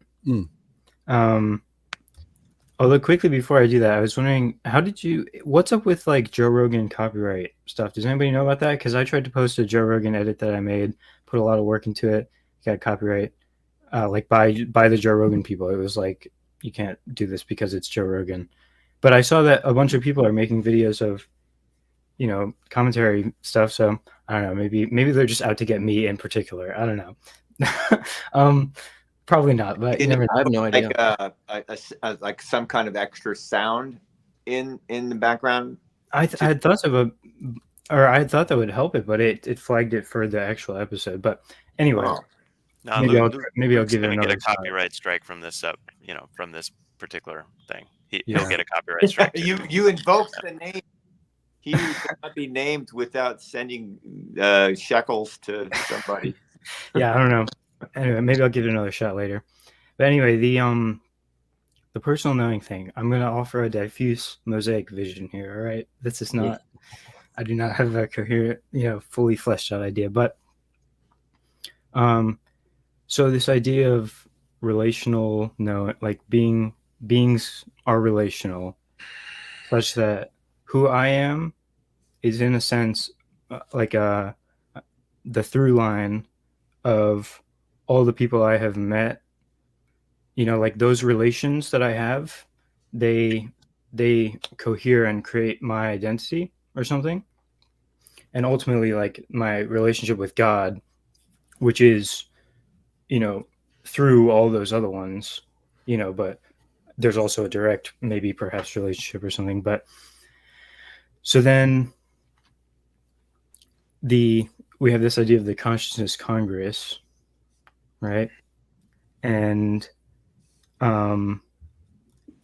something about, like, I worry about the thing with this relational, I worry about like subjectivism, where it's like, you don't actually exist. You're just like our relationship or something. But we have to remember that there's like way more or something, more relations. And somehow I think that this connects to the idea of personal knowing being the way to deeper know God and each other, like such that, my personal relationship. And then, all right, so as you can tell, there's a diffuse mosaic vision here. And then the last thing that I'm adding on is that you were talking about how the 4 layers, personal knowing is kind of the through line that connects them all. Mm-hmm. And that made me think of how in older times, they were talking about the ether, which is, they had the 4 elements, and then the 5th element was ether, and it was considered as like a unifying and binding holistic sort of element that was all pervasive and formative in all things. Now the scientists call that ether dark matter, but it's the same thing. Yeah, basically, as far as I understand. Yeah. And something about etheric vision being able to perceive the relations that constitute you as an individual or something, and to do that requires me personally knowing you or something like that. So I haven't figured it all out, but hopefully you found that kind of, you get some sense that I'm maybe because that's connected to Grogg's question about what about facts about God, and I said it's the exact same thing. You have to know him.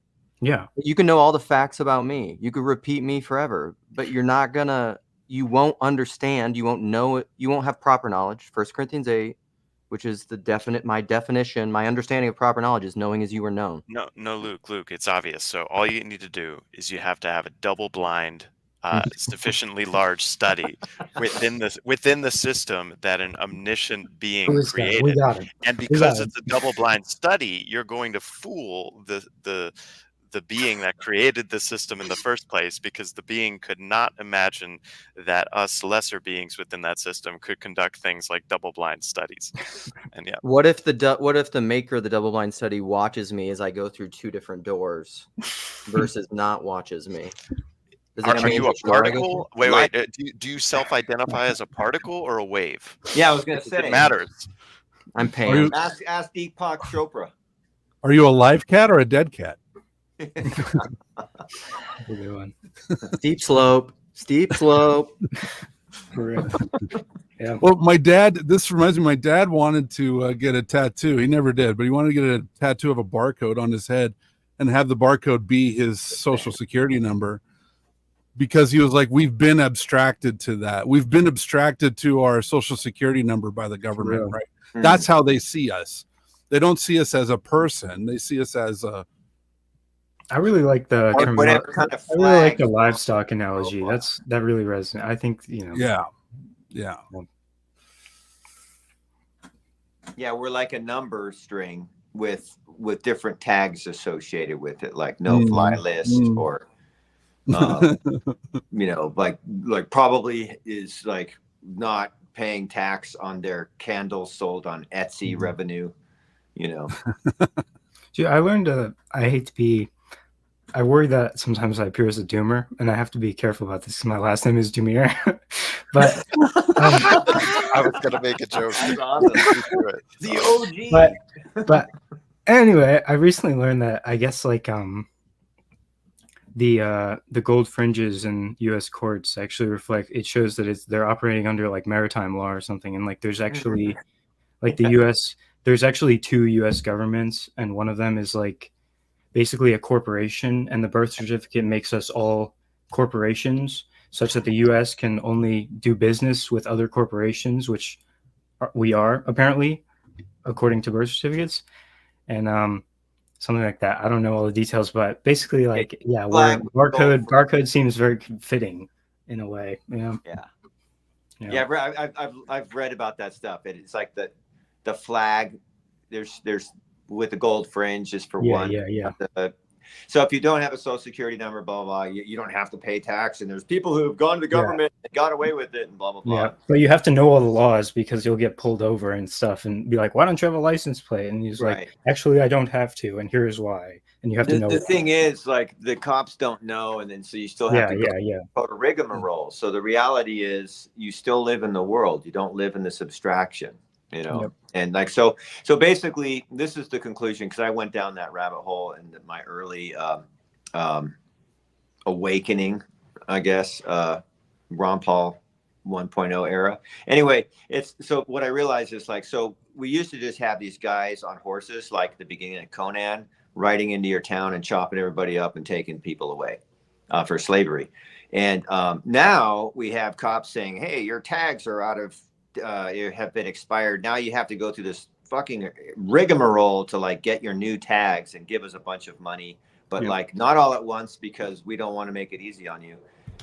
But that's definitely better than like Thulsa Doom coming and chopping your mom's head off, you know. So it's like we're basically, we have a much better but Byzantine, I shouldn't use that word, but labyrinthine system to still extract from us, but it doesn't hurt nearly as bad as it does like from Thulsa Doom or Genghis Khan. So yeah, maybe I'm actually just a corporation as far as the government's concerned in this and that, but I'm telling you that's way better again. So I'm playing along. I decided to like not try to. Hey, well, so far I'm playing along too. You know, I can't. You know, it's an easier law life, and the law won, right? I mean, you know. My dad tried skipping taxes for 10 years, and when they caught up to him, it was brutal. Like I bet. They took everything. They took like he was a welder. They took his welding truck. They took his tools. They took everything. He didn't. It's like why would we want you to have the means to pay us what we say you owe us? Yeah, they didn't care. Like, not their problem.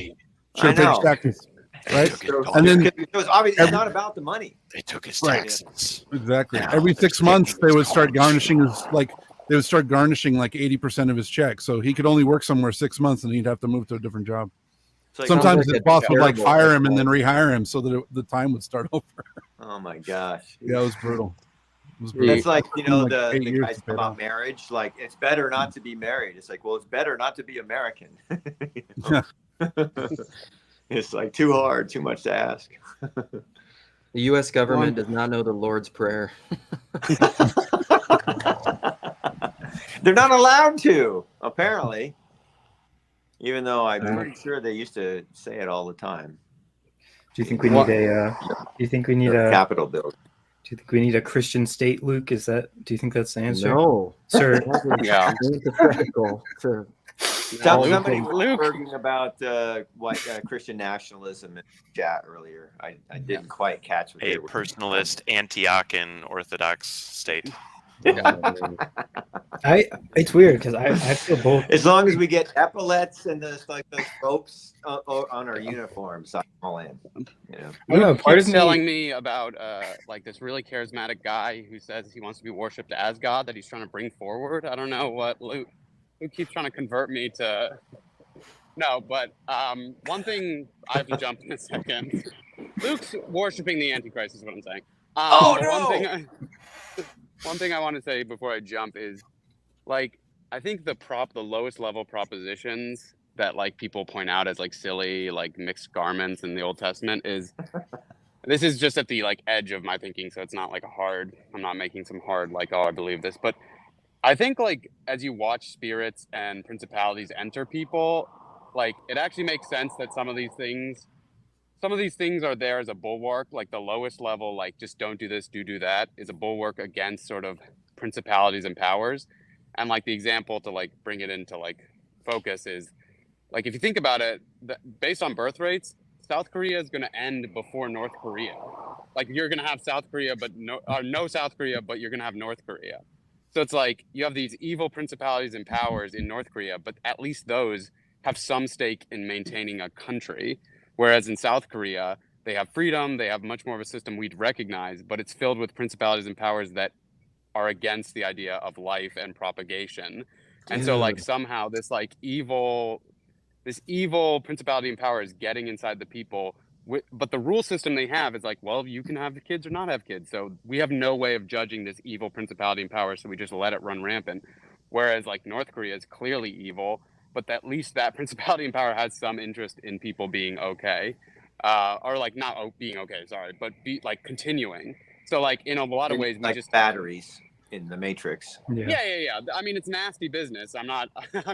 But they want the propagation. NKVD, but but it's to say like we have no ability, we have no framework to judge a system that's like these principalities and powers and exercise them, because we're like, well, if people decide not to do these things, like whatever, if they want to live like lavish lifestyles and not have kids, like that's their decision. But like clearly that's an evil spirit. So it's just to say like the base, like those like don't wear mixed clothing, like like all these like things that are very direct. It's like if you're following those, if you're following the rules of the tabernacle, we know that spirit at least can self-propagate. Like there's some baseline level at which like you don't need fully Christ consciousness to at least like duplicate yourself, at least protect yourself from principalities and powers. So that's like in my mind the wall that choose the right IFS members.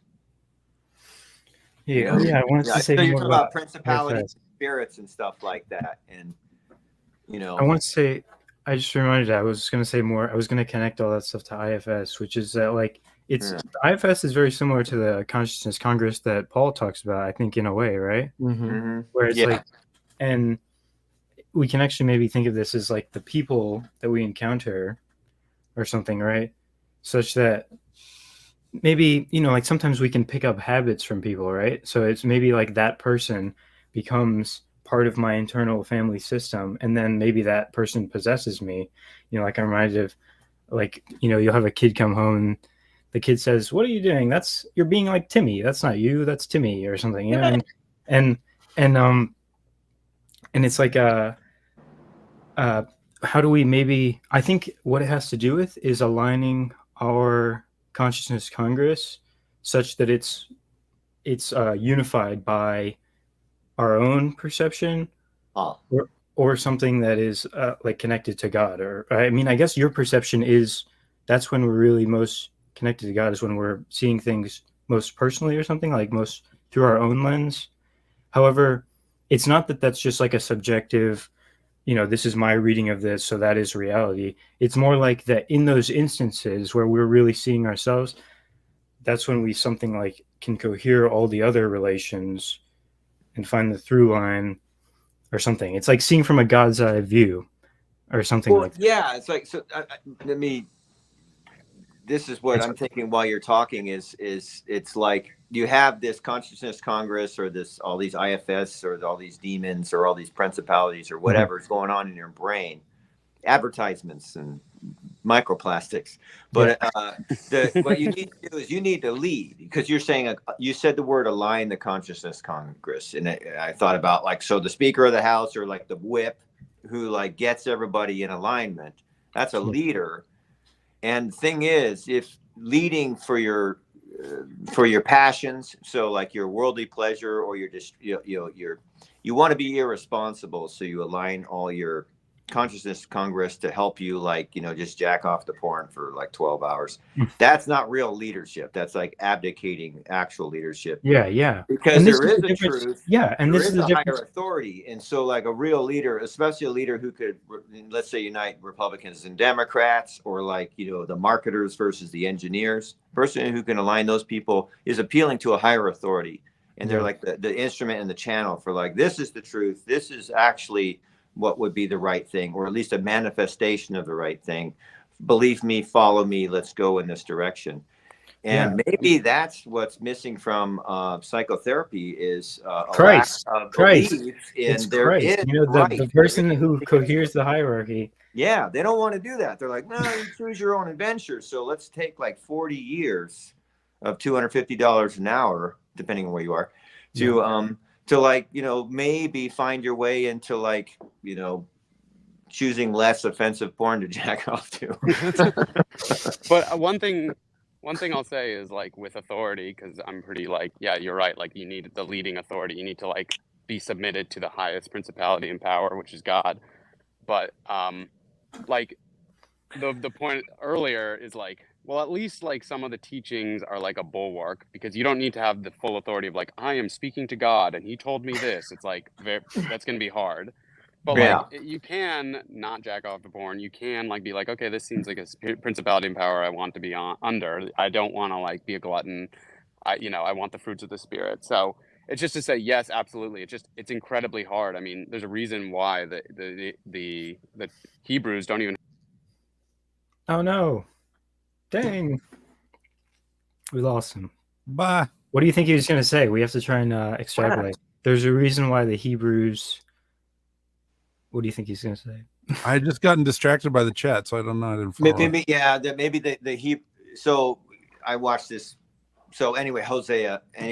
He's like, he goes in the temple and he goes blah blah blah blah blah. So saith the Lord.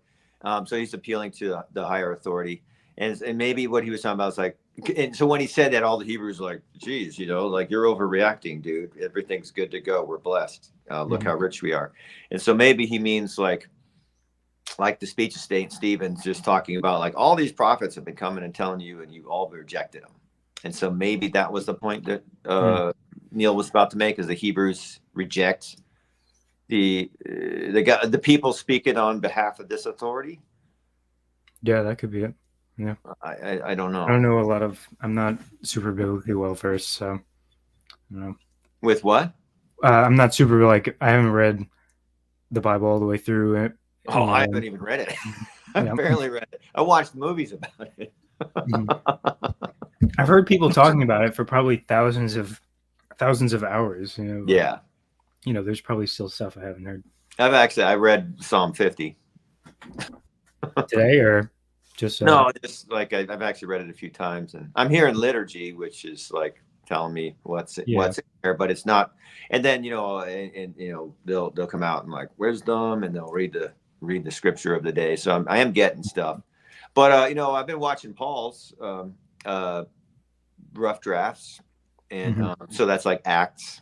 I started watching it when I really love this. I was just talking with Sherry about this, how like part of me is a little bit opposed to like sitting down and doing the reading, just because I have an inkling that I'll be able to get sufficiently much like through this kind of oral tradition of learning through others. And it's not definitional. It's like, it's through their own voice. So it's like what it means to them a bit and stuff. Part of me still thinks that I, ought read it, and I don't think there's anything wrong with reading the Bible, but I do think that it's very trepidatious. Like, it can easily become a cult of interpretation, or just like what does this word mean? What is this word? You've really expressed something that I think that it's been in my subconscious. But like being here in this video, listening to you guys, watching the YouTube versions of it, going to church and then hanging out for like 5 hours after church, talking to people. I feel like it's the oral tradition you're talking about, and like I guess Luke talks about personal, and I barely get it. Yeah, it's similar. Starting to get it, but like I'm seeing what the Word of God is. Yeah, I'm not anti-Bible, but I'm all about that, like seeing it face to face. And I've spent my life like I'm afraid of that. So like, let me get like 13 books, including like the books that disagree with the other books, and like master my intellectual model of the thing. So maybe I'm schizophrenic, but you know, it's like, hey, well, I guess we all let are. me figure everything out. Yeah. You know, like I watch all the people jump in the pool and watch their reactions and compare them to each other, and then think about their personality types and why they think the water's warm or cold. And when they say it's actually the water's great, jump on in. What kind of person are they? What's their motivation for saying this to me? Are they like trying to trap me? Until I figure out, like, let me just start dipping my toe in the water to see if it's actually hot or cold. And then I'm still thinking like, well, the surface is going to be warmer than it is deeper down. So basically, I never fucking jump in the water because I'm like trying to figure it all out first. Yeah. And I'm trying to not do that right now. But yeah, so that's maybe a giant IFS elaboration for like talking me out of reading the Bible. Yeah. Hey, I'm not trying to talk you out of reading the Bible, but no, I'm just, if anything, just keep going to church. Yeah. But try reading it out loud. And even if you want that's to take it to the next level, stand up and read it out loud, because that's how the scripture was meant to be. I've started standing. Scripture's meant to be heard. It's not meant to be a voice in your head. Yeah. It's just it started out heard first. It was spoken before it was written. Yeah, and it was heard before it was read. Right. Embodied. Yeah. Exactly. Right. No. Right. Yeah. I've realized like so much of what I thought about everything, but especially like the church, religion. I misinterpreted so much. It was so. I thought it was something that it isn't, you know, and I'm not able to really talk about it well right now, because it's just like, I just, you know, I don't know what to say about it. And, but yeah, it's like the standing thing, standing when I pray, looking at a face while I'm praying, instead of like, you know, do it. I'm not trying to knock anything for what other people do, because I never prayed anyway, you know. But when I was a little kid, or like different times, or like, you know, standing in the circle where we shake each other's hand at the end of it, I do that kind of stuff, you know, closing my eyes but you know, I thought praying is like, you know, gosh, you know, these people are being mean to me. God, please make them stop being mean to me. I thought, you know, it just. I realized I just have so much to learn, but I have so much to unlearn first. And that's what I really like, this IFS thing coming back into my life, because I kind of like was not paying it's really interesting for over a month. And it came back in my life this morning, the day after I read the chapter in this book that reminded me of this Mole Monastery talk about rationality, and like, cut that out, like stop it.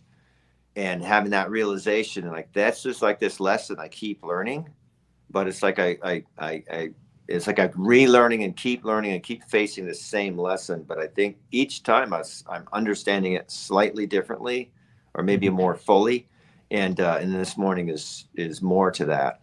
Yeah. And it's like this, what you were just saying about like, you know, like the oral tradition, or the, you know, interacting with people to learn the Bible, the Word of God, as opposed to reading the Word of God by yourself. Yeah. You know, and where my pride is like constructing its definitions and its understanding. And it's just like, I think this is like probably my second or first biggest sin in my life, that I'm confronted with it constantly. I mean, I think we're all dealing with similar stuff, you know, like trying to gradually acclimate to a more, you know, a consciousness that is more open to the spiritual world, let's say, or something like that, you know. And then I just had another thing, but I lost it. Oh man, it's because I have to go. My dad just today's my sister's graduation party at my house, sweet. And I gotta go help set up and stuff.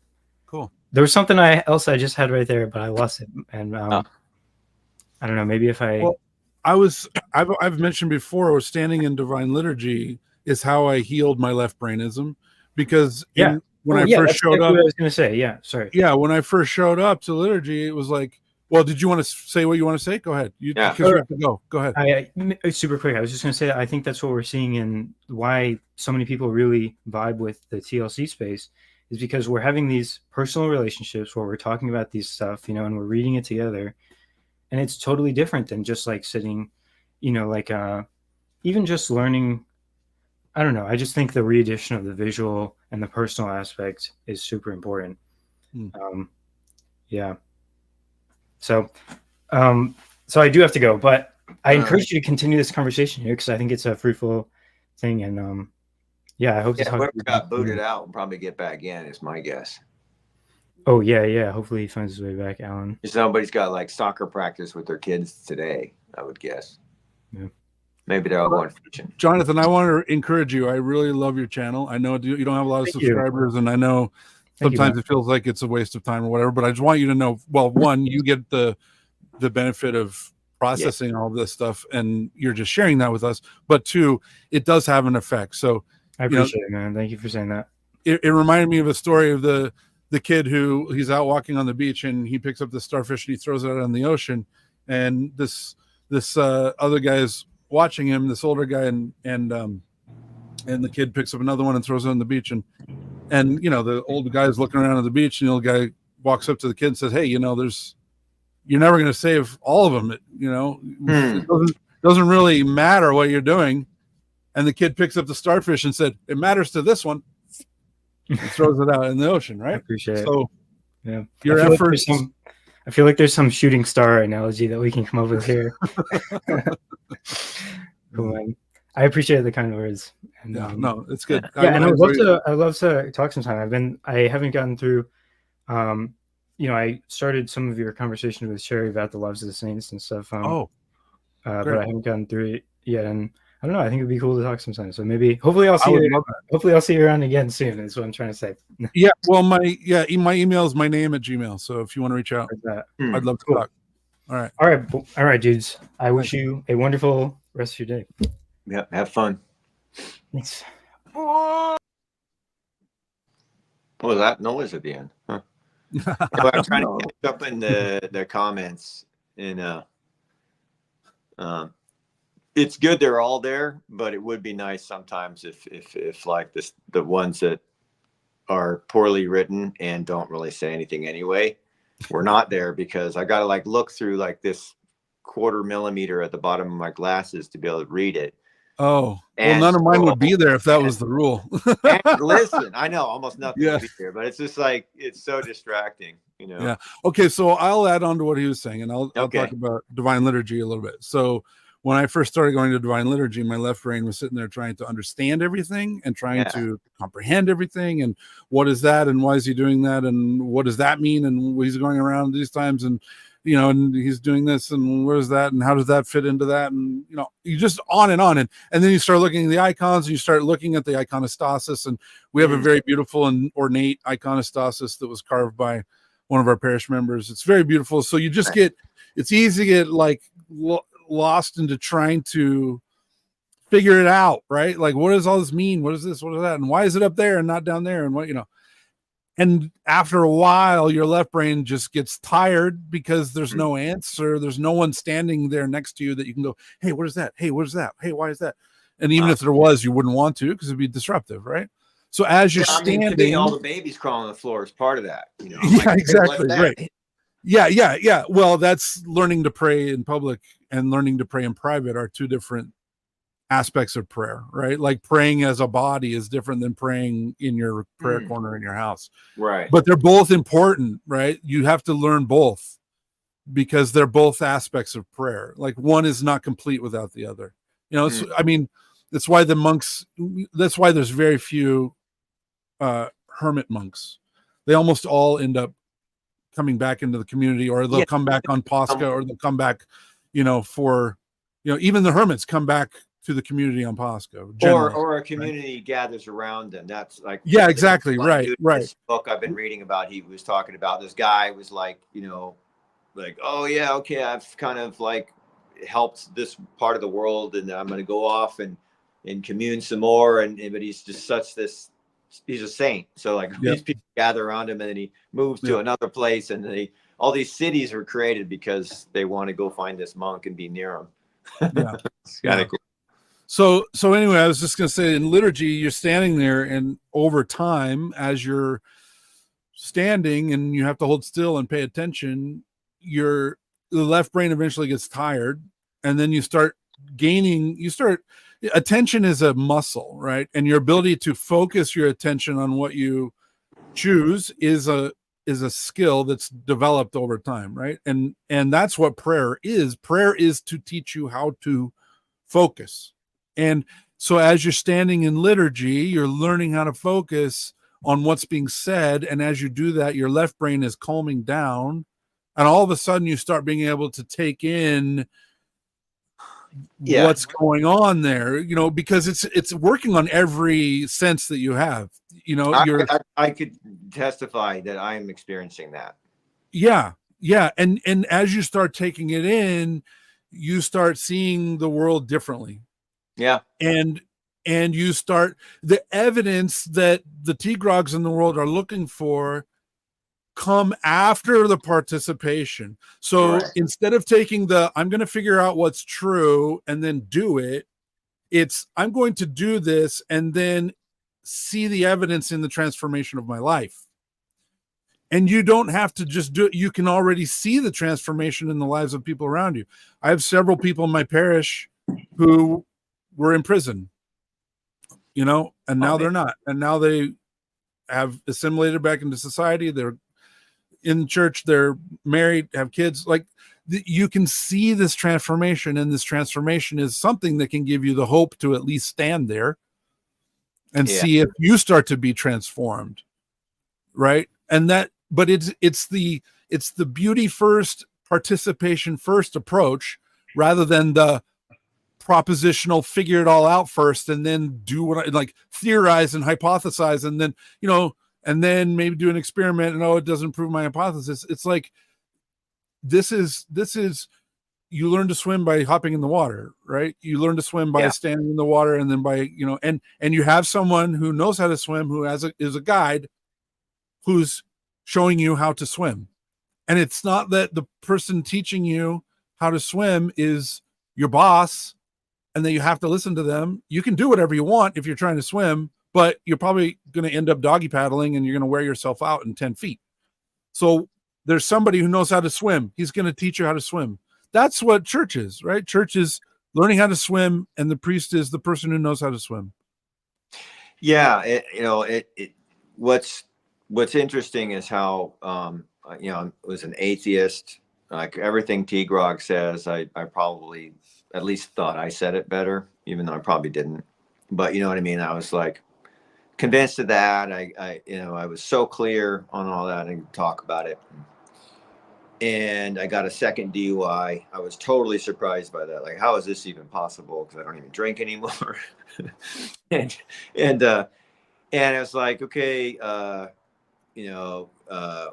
we fucked up arresting you, so you have this option to go to like treatment where they're gonna like make you talk about your feelings, whatever, that kind of stuff, and then we'll teach you that drinking is bad.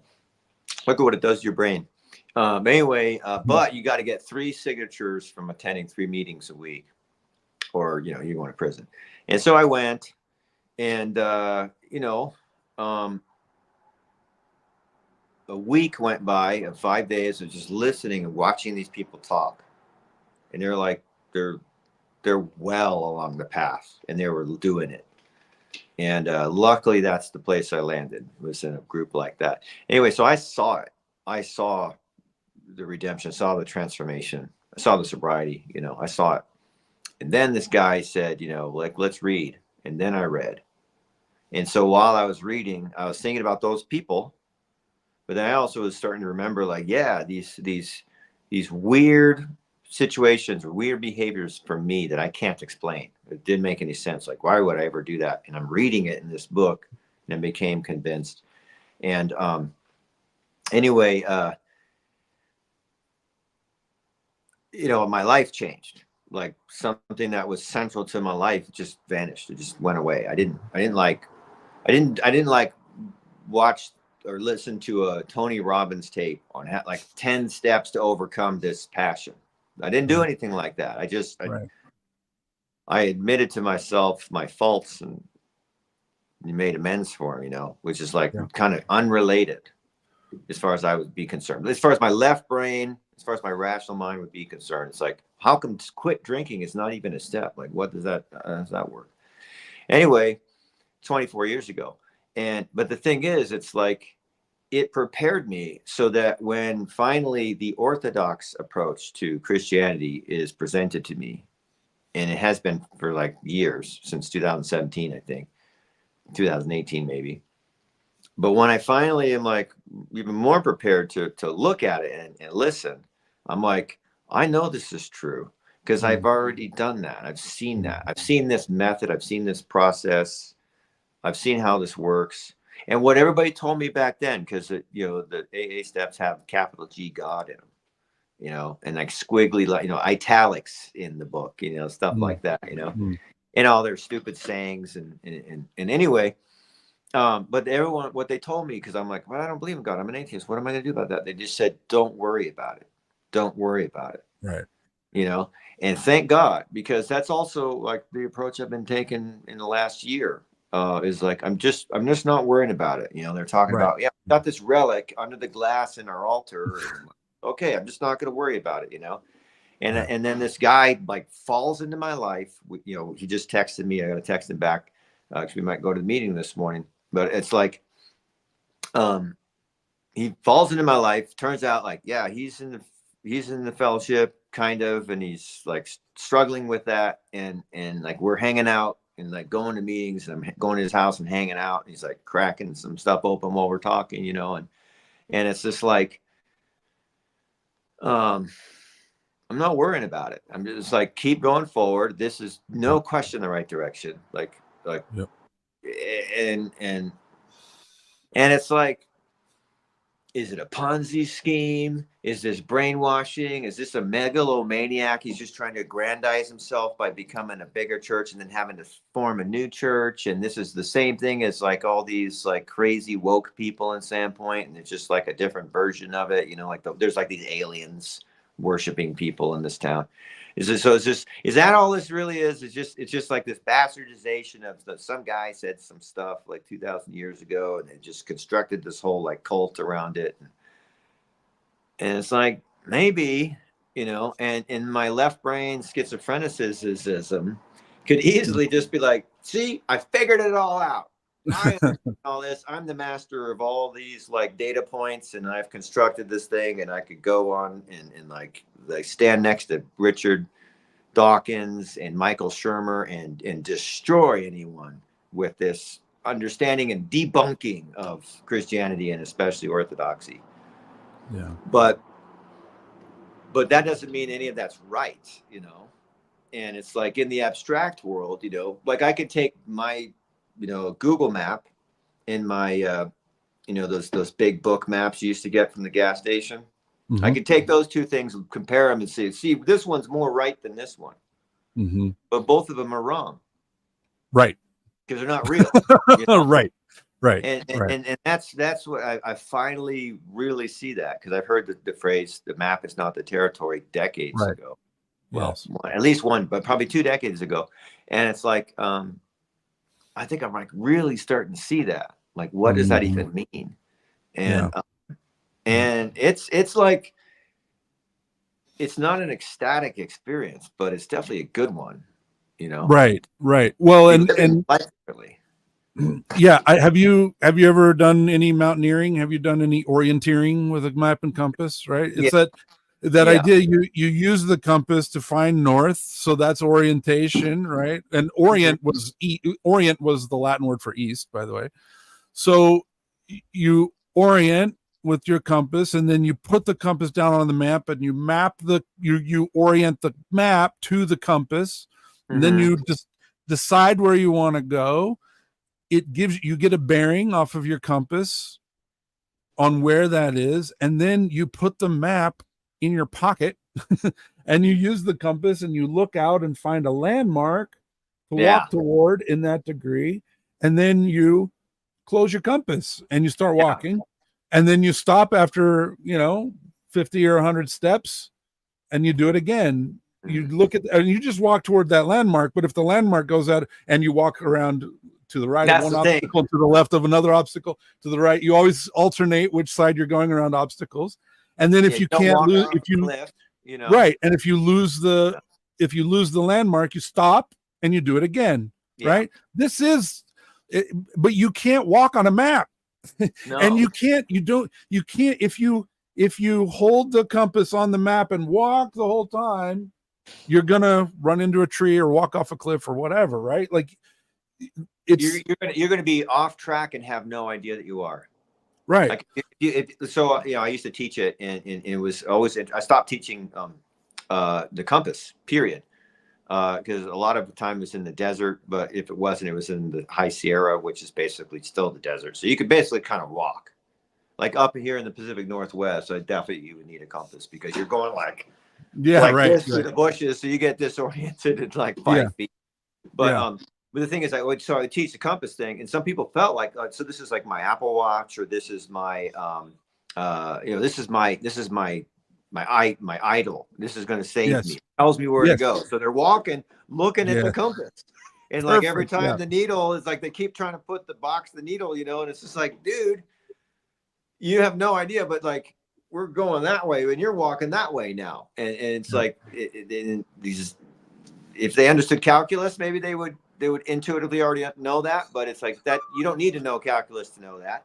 You just need to know, like, it pointed at that thing. I just need to walk towards that thing.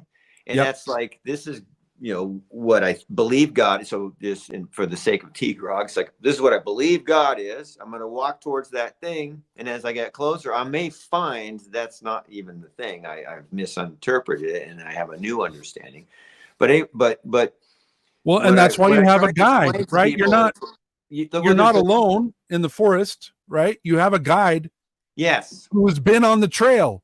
And he knows where the lake is, right? Yeah. That's part of it too. I didn't mean to interrupt you, but I just wanted to. No, but yeah, it's a very good point. You're not alone. You're not on your own. It's not sola scriptura with your map and your compass, which that can work. That can really work in the mountaineering and orienteering, and I think it can probably really, really work for people in the world. But it's better to have a map and compass than not. Right. To have guides, to have people who've been there before, that is by far better, but it's like you don't just have navigation, and I would define that as the map and the compass is navigation, because you need pathfinding, because like you said, like I'm going there, but there's a big ass tree in the way, or there's a cliff. So or it's like too bushy over there, but it's a clear walking over here. So you want, often we'd have a group, and so you have a person in the front pathfinding, which slows you down, because they're like, left or right, what should I do? They slow you down a little bit, and then the person in the back is the navigator. We're like, are we on track? Like, they're looking at the big picture, and you can be very efficient like that. And so we have the Bible, we have the church father, the other apocrypha and all that kind of stuff. We have all that. We have church traditions, and then we have priests, and then we have our godparents and the other people around us, our mentors. We have both. And man, it's just like, when they talk about the fullness of the church, I'm like, okay, I guess, incense, whatever, pictures of people. But it's like, I'm just finding, I know I'm even just scratching the surface of like what that means. What does fullness mean? And the metaphors are like, I should say the analogies to like things in my life where I've realized, like the navigator versus the pathfinder, and principles of that. It's like I keep seeing that in the church, and it's like, man, it's awesome. And and so like, what would they say about IFS, like these different voices or spirits and stuff like that? I don't know what they would say. I could just imagine, but But the thing is, I know what I can put my trust in, and I don't need to put my trust in these voices in my head, or Mm-hmm. these different things in me telling me what to do. I can talk to a person who has demonstrated a commitment to repentance or holiness or whatever the right word would be. That doesn't make people cringe, but fucking make me cringe. But yeah, I could talk to the people like that and help them be a tiebreaker in the debate among the IFS demons in my head, or whatever that stuff is. I don't even know what that stuff is. But I don't think anybody does. It might even just be a mental abstraction, and it's not even anything. Yeah, that's my hunch, actually. Yeah, IFS reminds me way too much of Scientology, and I know the source of that, so I don't mess with it. I think the way I look at it is like, well, that's time I could be in prayer, so maybe I'll just go stand in front of the icons and pray.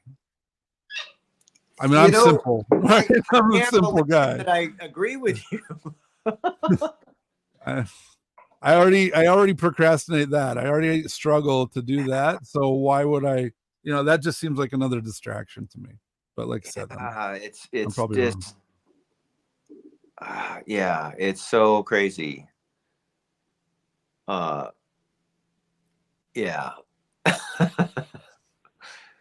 and again, it's like I already knew this, but I barely have to do anything at all. Mm-hmm. Right. Like no, like, a little, I mean, a little move, a little, right? Just a little. Yeah. I mean, it's just what I have to do, which seems so tiny. It's in comparison to like everything in the universe that's happening, which is like infinite, right? Yeah.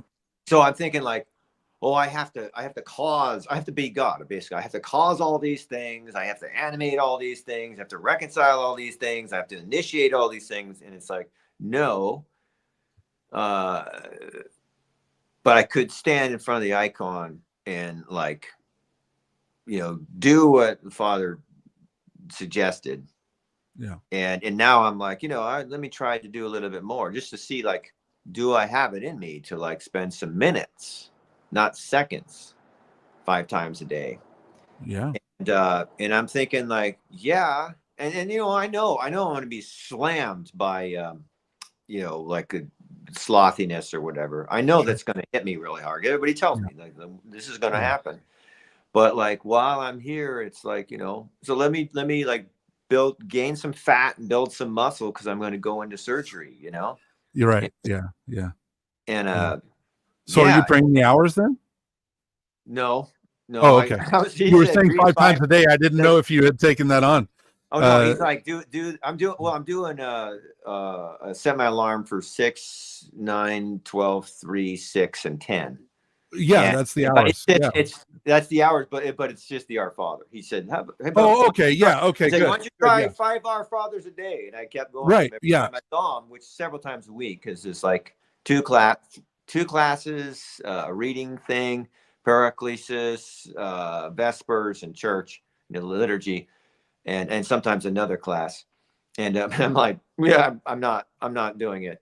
I forget, or I'm not doing it. He's just kind of looking at me like, of course, you little retard. No, but yeah, like, that's now not the expectation, right? Yeah, no. Well, we're really hard on ourselves too, right? Because we think we got to do it all, or we're not doing anything. And it's like, no, any move is a move. Any move in the right direction is a move. Yeah. And it has an effect, right? Yeah, it doesn't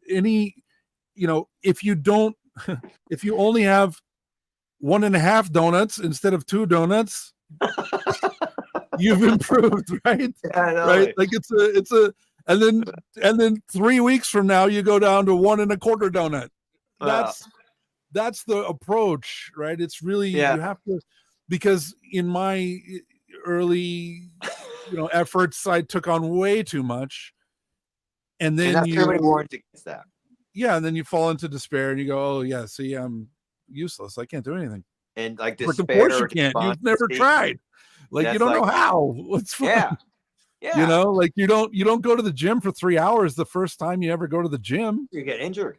Yeah, exactly. That's the thing, right? Like it's the same analogy. Like the analogies to exercise constantly apply, right? It's like, and diet, like exercise and diet. You know, The so like body and the spirit. yeah, it's like, an embodied religion. It is an embodied religion. So instead of thinking of it as law and legal and abstraction of, oh, I transgressed this law, it is, no, I ate too much. And if I eat too much one time, it's probably not going to have much of an effect at all. If I eat too much every time, it's going to have a lot of effect. Ask me how I know, right? So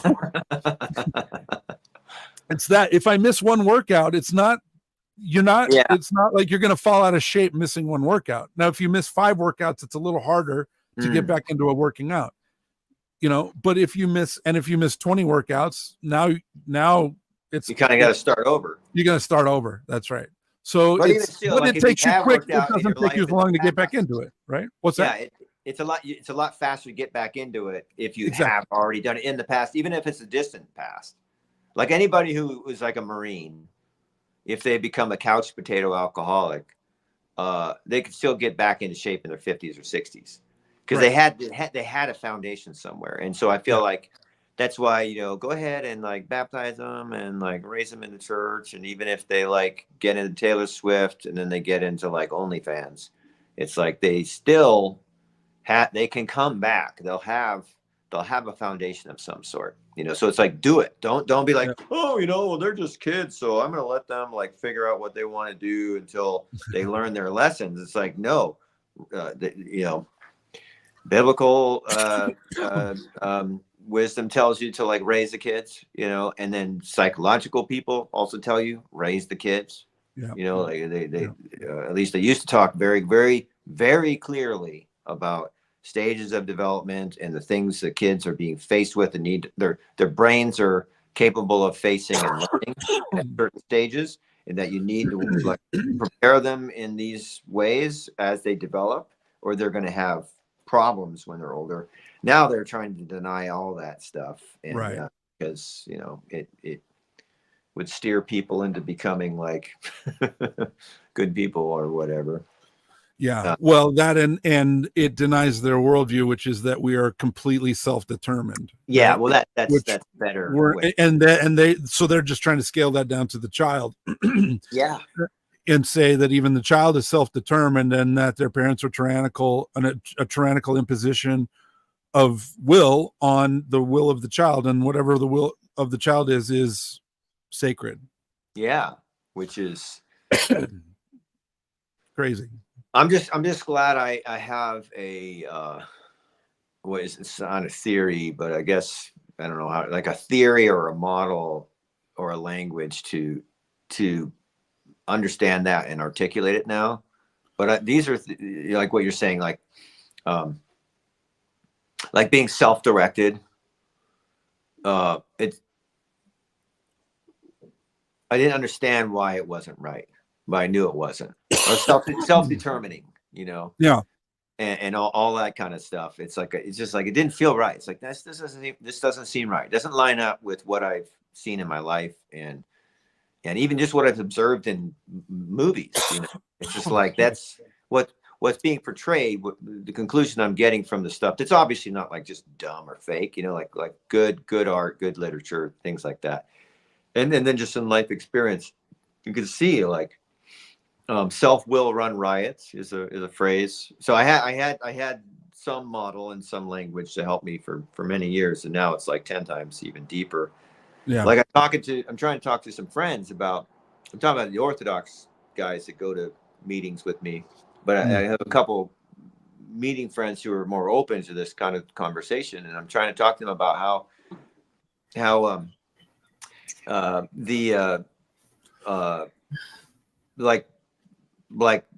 so alcoholism is a disease, and I need a spiritual solution for that.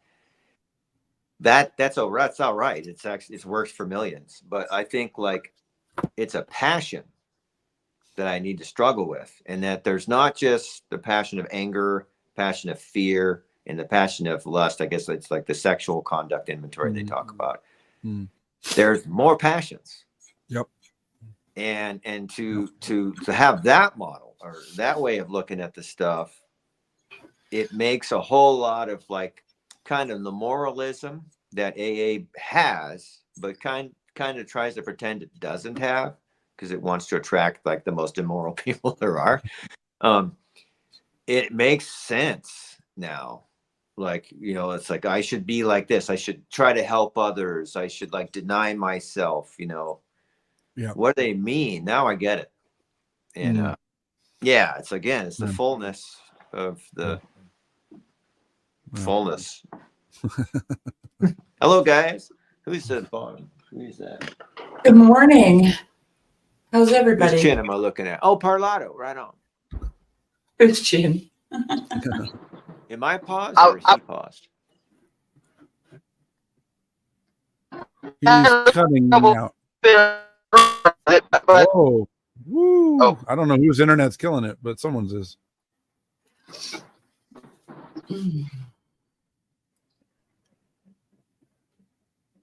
Okay. Yeah. He was His internet. Mr. Roboto. Hi, Sherry. Welcome Good back morning. to America. How are I guess you you've been back guys? for a while, though. Great. Yeah, Good. I'm fresh out of bed. So there was a question of a little bit back in the chat, and I want to address it. Oh yeah. Jason Rodney, he was like saying, don't confuse the map with arena, check, but where are we going? And then and then he replied to himself and basically said, Jeremy says just go east. And you know, that's not a bad way to go, right? Facing east. I mean, that's what Orient meant. But I think that's where the guide comes in, right? When you tell someone, hey, I want to catch fish, will you teach me how? Then he doesn't just point out on a map, oh, go here, drive there and fish. You just get in the car with him and he takes you to the place where he goes. Probably not his favorite place because he doesn't want to show you that. But yeah, but he shows you a place where you can catch fish, you know, and then he shows you the basics and you start casting and you start learning. And when you're casting, you catch the tree a lot and you catch the moss a lot, and it takes a while to be able to catch a fish, and you're probably not going to catch a fish the first time you go fishing. And if you go fishing just to catch fish, you're never going to be a fisherman very long. Luke Johnston and I talked about this. I just had an insight. Can I articulate before I lose it? Yeah. Because it's anti-intellectual, so maybe everyone will like this. But it occurred to me as like, yeah, anytime you're going to learn something complex like woodworking or fishing or metalworking or building a house, you need an apprenticeship, because it's what you're going to be doing is embodied, so it's real and tangible. It's real, and then you need all this non-transferable knowledge or this whatever the word is, I forget. There's words for that kind of stuff, but you need this kind of knowledge, and you can't get it through an abstraction. And so there's apprentices, you become a journeyman and all this kind of stuff, because it's a complex thing. Are you familiar with the Cynefin model? Like simple, complicated, complex, and chaotic. I don't want to get too much into it, but they differentiate complicated from complex, and it has to do with how many unknowns there are and how many variables there are. Well, anyway, the whole like rational left brain stuff is the world of the complicated. And so in project management, this is like, you know, Gantt charts for something like what you do. And you've been talking about this a lot, Jeremy, is the kind of like prediction. And, you know, you can't have a Gantt chart that has the maximum it has the duration of each phase of a project kind of stacked up and tells you the end date. You can't do that because it's complex. It's not a complicated thing, which is like multiple steps. And so that's it. So it's left brain trying to apply itself to a complicated model, trying to apply itself to a complex model where we don't really know what's going to happen. And that's why academics, you know, I love them. I'm so much a nerd like that, but like they prefer to disengage from the world, the whole ivory tower cliche. They want to disengage from the world because it ruins their model. Like reality ruins their economic model. Every time it's like, yeah, you understand the economics of all this stuff. It's like, well, how come everybody's starving to death? Or like some people are totally rich and other people are like got no money. What the hell's going on with my economic model? Well, just like, we need to inject more cash or whatever. But you know what I mean? It's like the approach to religion from this, like, religion is complicated. So I need to read all the books and then like dissect every line and sentence in the Bible and link it to this other stuff and try to master it, which is what you should be able to do in a complicated situation like checkers or or tic-tac-toe. That's pretty simple, but it's just like, hey, always start in the corner. Always be the one who starts and always start in a corner. You win every game. I think there might be one way you don't win, but nobody wins. But like you can apply this simple model to something like checkers or tic-tac-toe and always win. And we try to apply that the expectation that we will be able to master something like religion. And that's why, like they really have these people who have no idea what they're talking about. They feel and they sound like they do, but they don't. Because you can't learn it from the outside in this abstraction way. You need to jump in there and sweep the floor while you're watching the master carpenter. And then maybe he'll let you carry the nail bag and hand him the nails when he needs the nails. And then eventually you're going to be sawing joints. And then eventually you're directing other people doing all this stuff. And it's like, that's the way to understand God and understand religion. And I'm speaking as somebody who did it the previous way until very recently. Now I'm doing it the way I'm talking about like, being embodied and like following mentors. And I can tell you it's a night and day conclusion that I will get from it. So when I listen to people who like talk in terms of like the abstraction and this sort of intellectual left brain kind of stuff, trying to talk about this stuff, I was like, well, I know you don't know what you're talking about because I realized I didn't know what I was talking about when I was talking like that. So anyway, I just wanted to be able to throw that out because now it's clear in my mind. Oh, good.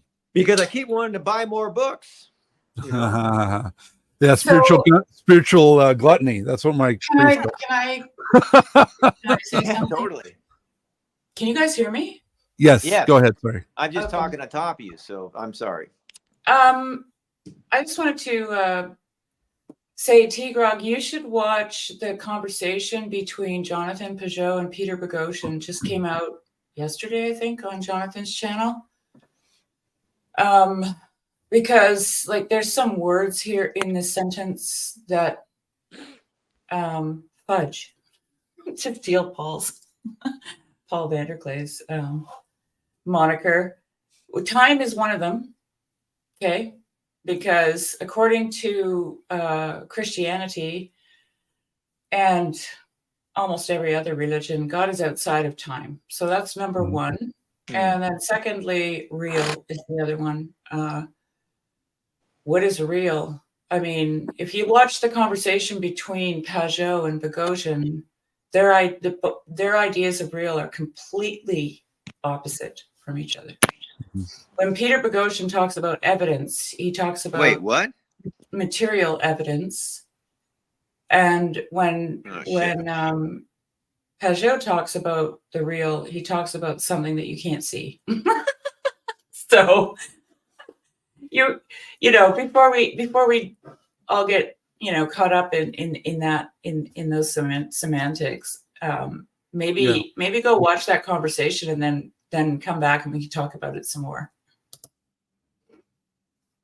I agree. That was a really interesting discussion, and what's wild about that, was surreal to me about that talk, was that I owned at one time that book, A Manual for Creating Atheists by Peter Boghossian, and where he talks about the street epistemology method that he uses for deconstructing Christians.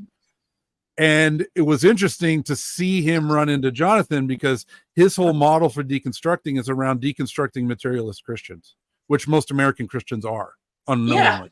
Yeah. Right. So then he runs into Jonathan, and Jonathan's like, and these things didn't work. You know, you could see the cognitive dissonance kick in pretty early for Peter, where he full, like, I remember there was a part where Jonathan was like, no, that's not how, you know, that's not how I see it, and was explaining something. And you see Peter Boghossian like fold his arms, you know, and it was just like, you could see all of a sudden he was like, what? I have never heard anyone say this before. Well, it was really, you know what was really good? And I think if T-Grog is willing to just let go of all his presuppositions and just watch, like, just let that conversation wash over him. Jonathan does a really good job of explaining what a God is, a God, in that conversation, right? And how those things come to be. And anyway, I'll just leave it at that. Yeah. There was something else that you guys were talking about that I wanted to comment on, but I can't remember now because Steve went on forever. Lo siento. Well, it's the idea of learning something in an embodied way rather than learning something abstractly, propositionally by sitting in a classroom and being lectured. Right? It's the difference between learning to be a waiter and learning to be something else. I don't, you know what I mean? Like if you're learning to be a waiter. I know what it was. I got it. Good. I got it. Okay, you were talking about fishing, and I was saying that Luke Johnston and I talked about this once. So when you teach, because he's a fisherman, he's an avid fisherman, and he related this experience he had of this old guy teaching him how to find these particular fish that are really hard to fish. Yeah. And you have to read the water, right? So, and this is something I've talked about in relation to looking around. So I've told the story before of how the elders took the young people up into the mountains here near me, the First Nations elders, and they were teaching them how to dig potatoes, what they call potatoes. It's a wild tuberous plant. And they were telling them that they had to look around, right? Well, they were looking around for the purposes of danger, because while you're digging your potato, a bear could kill you or a cougar could kill you. But there's also attached to that, there's a sense of place, right? So you begin when you practice the peripheral vision, which is the right brain, by the way, then you start to intuitively be able to tell where these plants will grow or where the fish are, right? So you go to the bank of the river, and after many years of practice, your brain picks up, oh, there's that bush, there's that slope on the bank, there's that dead log in the water. Today, the weather is like this. The surface of the water is like this. These bugs are out, right? All these things are, without you actually knowing it, being picked up by your subconscious. And then you can just move right into the perfect spot, catch fish. Yep. While the other guy down the road who's never done it before thinks, I just have to throw my hook in the water, right? That's what fishing is. Yeah. And he might not be where the fish are. Right. Yeah. The phrase when I was a kid, over and over again, I heard a million times, you have to think like a fish. If you want to catch a fish, you got to think like a fish. Exactly. And it was funny because I was definitely a little bit autistic. Well, I still am. And so I was like, so I have to not think at all, which is actually good. So it was like I was trying to quiet my mind because I imagined that a fish would not have language.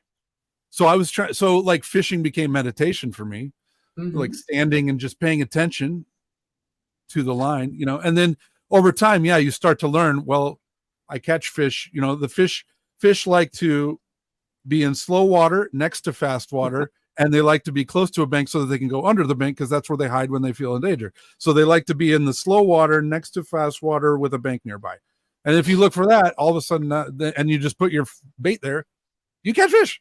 Yeah. And if you get desperate, you can just hop in the river and reach up under the bank, and the fish don't know where else to go because they're scared. You've scared them away. They go under the bank. You can just reach under there, tickle their tummy a little bit, and then you grab them.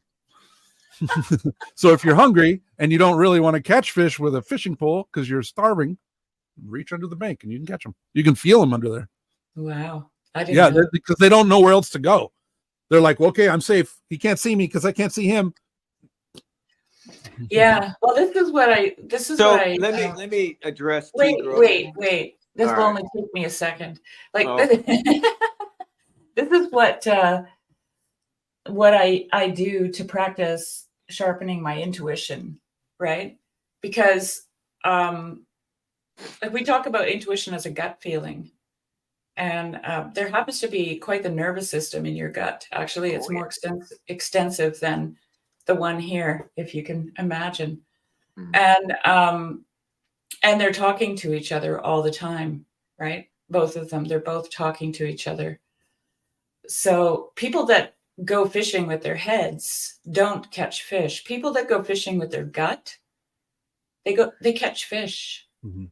And the way to do that is to simply, when you get the feeling in your gut, like, and it's a feeling, go with it. Mm-hmm. And I mean, you're going to strike out a few times, right, in the beginning. Yeah. But that's how you learn. This is my advice of how to practice sharpening your intuition, because you're not actually sharpening your intuition. You're sharpening your ability to intuit or to feel it when it happens, because it's always happening, right? Yeah. Like when something jumps out from behind a rock and scares the crap out of us, we don't rationalize what to do next. We just right? We just go, because something inside of our gut says run or fight. And we can practice that. We can actually do that. All right, so Steve. I want to address Steve Rogan, and it's on this topic, but a metaphor. It's probably just going to fall on deaf ears anyway, but I'll cast my pearls anyway. But if you want to learn how to surf, I'm sure you can imagine, well, there's a board, and maybe you can learn about the shapes of boards, and then the shapes of waves, the types of waves, and which board matches the right one, and how do you paddle, how do you get past the waves so you can turn around and come back with the waves, how do you get up and stand, what's the best way, should you face this direction, that direction, all that stuff. The problem is you're never going to catch a wave unless you can read the water, because only some places where there's like a gnarly reef and a huge, like kind of a forceful tide, you get the break in exactly the same place every time. Usually the waves are kind of around. You got to like paddle over to it and be at the right spot so that when the wave starts to I'm trying to get in the camera. When the wave starts to rise, you're in the right spot and you can drop into it. So you got to look out at the ocean to the horizon, because the world is not flat. But anyway, you got to watch out, and then you see like the waves coming over here. And I've developed that sense. I could see like the waves coming, and that will be a writable one. It doesn't exist yet, but I could see it. I was about to say I could feel it, but I see something, but it's like a sense. And there's 19 senses at least, by the way. It's not 5 or 6. But anyway, and I paddle over there, and I'm proven right or wrong, and eventually I developed this. But you learn that by like being out there. And so like all the technical skills of like how to get on the board and stuff like that, sure, it does help if you can watch other surfers, let alone read about it, or see photographs in a book, how to surf, or read textual language explaining how to surf. Like being out there and watching people and trying it you're going to learn a lot better. But being able to be on a wave when it's ready to break and you can drop in on it, being at the right place at the right time, especially outside of the other guys who are also trying to drop in on the wave. So you're in a better position, which by the rules, they got to get off if you're behind them. That's all this intuition and the sense that you develop. And if you want to learn how to surf, do you go to a guy who has credentials? So it's like, You have to have a degree in surfing if you want to yeah, know anything about yeah. surfing. And how would you ever develop a program to test someone or to award or not award credentials other than like what anybody would call an old boys club or you know, like a patriarchy, a biased, you know, clique people? You would never be like a valid and independent kind of a body to be able to give somebody a certification and something like that. And there's a ton of things like that out there in the world. And it just, to me, it's just, it's this is only a small indication or symbol or analogy of like how this approach of thinking, this worldview, is so far off base that it's like, I mean, and you can still succeed in the world because, like, you know, all sorts of people can like blindfold themselves and walk down a trail and not fall off a cliff and bump into trees, you know, like so you can have near misses a lot in your life and have no idea that you were almost killed because of your ignorance, because you are still ignorant to it. In the same way, you can have a worldview that's like missing so much, but you can still kind of get along and be okay. I mean, almost all my life I've been like that. I know I'm still like that, but it's, you know, I've learned to, like, you know, switch off the idle of my targeting computer and try to use the force. And yeah, that's totally terrifying. And I understand why people don't want to do that. And they'll come up with any way to rationalize reasons not to do that, not to trust God or whatever. Well, T-Grog But asked, I'm telling you, how do it's you a good know? way to go. T-Grog asked, how do you know if you're right or wrong? By being right or wrong. You Yeah. know, like that's how you know, right? How do you know that you're right or wrong? By being right or wrong. Okay, you got to, something's got to kick in at some point. Your feet have to move, and then you know, once you make your way down the trail, you're gonna either be right or wrong, and that's the only way to learn. T-Grog. Yeah. Like, Well, what are you gonna do? Like, where? I just have another thought here quickly. Yeah, no, go ahead. What happened to genius? What is genius? Genius is original thought, right? When, you know, this is the problem in science and academics, is people can't write a paper that doesn't have references. It doesn't get looked at. It doesn't qualify, right? You can't write your dissertation without loads and loads and loads of references. Well, what are you actually doing? You're just regurgitating somebody else's original thoughts. Like this is something that I've thought about for a long time. I'm like, okay, but so what happens to the guy, let's say in academia, who doesn't have a reference for his thought, who can't find anybody else who thought that thought? Does he just not get to express his thought? Well, I guess not. And so what have we done to genius? We piled nothing but regurgitated thought on top of it. It doesn't exist, you know, like Einstein said that, you know, it was only through intuition and feeling and experience that he could make the discoveries that he made. Okay. It wasn't because he thought it through. I'm sure he thought it through after the intuition. And he also said that he had his best ideas when he woke up from naps. So he'd go to bed, have a nap. He napped frequently, apparently. For that reason, that was the fertile ground for him, was waking up from a nap. And then he just have these, you know, John Vervaeke calls it a daemon. Artists call it a muse, right? An original thought. So where are these original thoughts? Like, I just feel like we're living in a bunch of puke, regurgitated thought. Sorry, but I hate it. Well, I was going to tie in as well. So it's interesting. T. Grog tells us there is no God, but then he tells us that God and surfing are not analogous. And it's like, well, if there is no God, how can you make that statement? How can you know that? Like, from where are you standing to make that statement? And the point is, we keep trying to point to over and over again the participatory way of having a relationship with God. If you want to have a participatory relationship with God, you go to someone who has a relationship with God and you ask them, what do I do? and they will tell you things you can do, Like such this as good prayer instructor. or standing in church.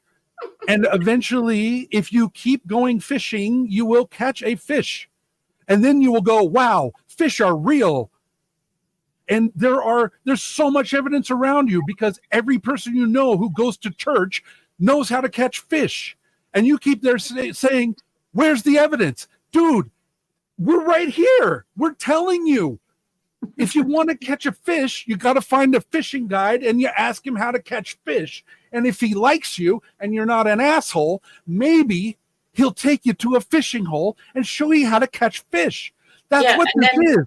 This is not compositional wall charts of theory and diagrams. This is how to catch fish. Yeah, and then you have to practice your own intuition, T-Grog. I'm sorry for getting upset, but this is... You don't need a teacher.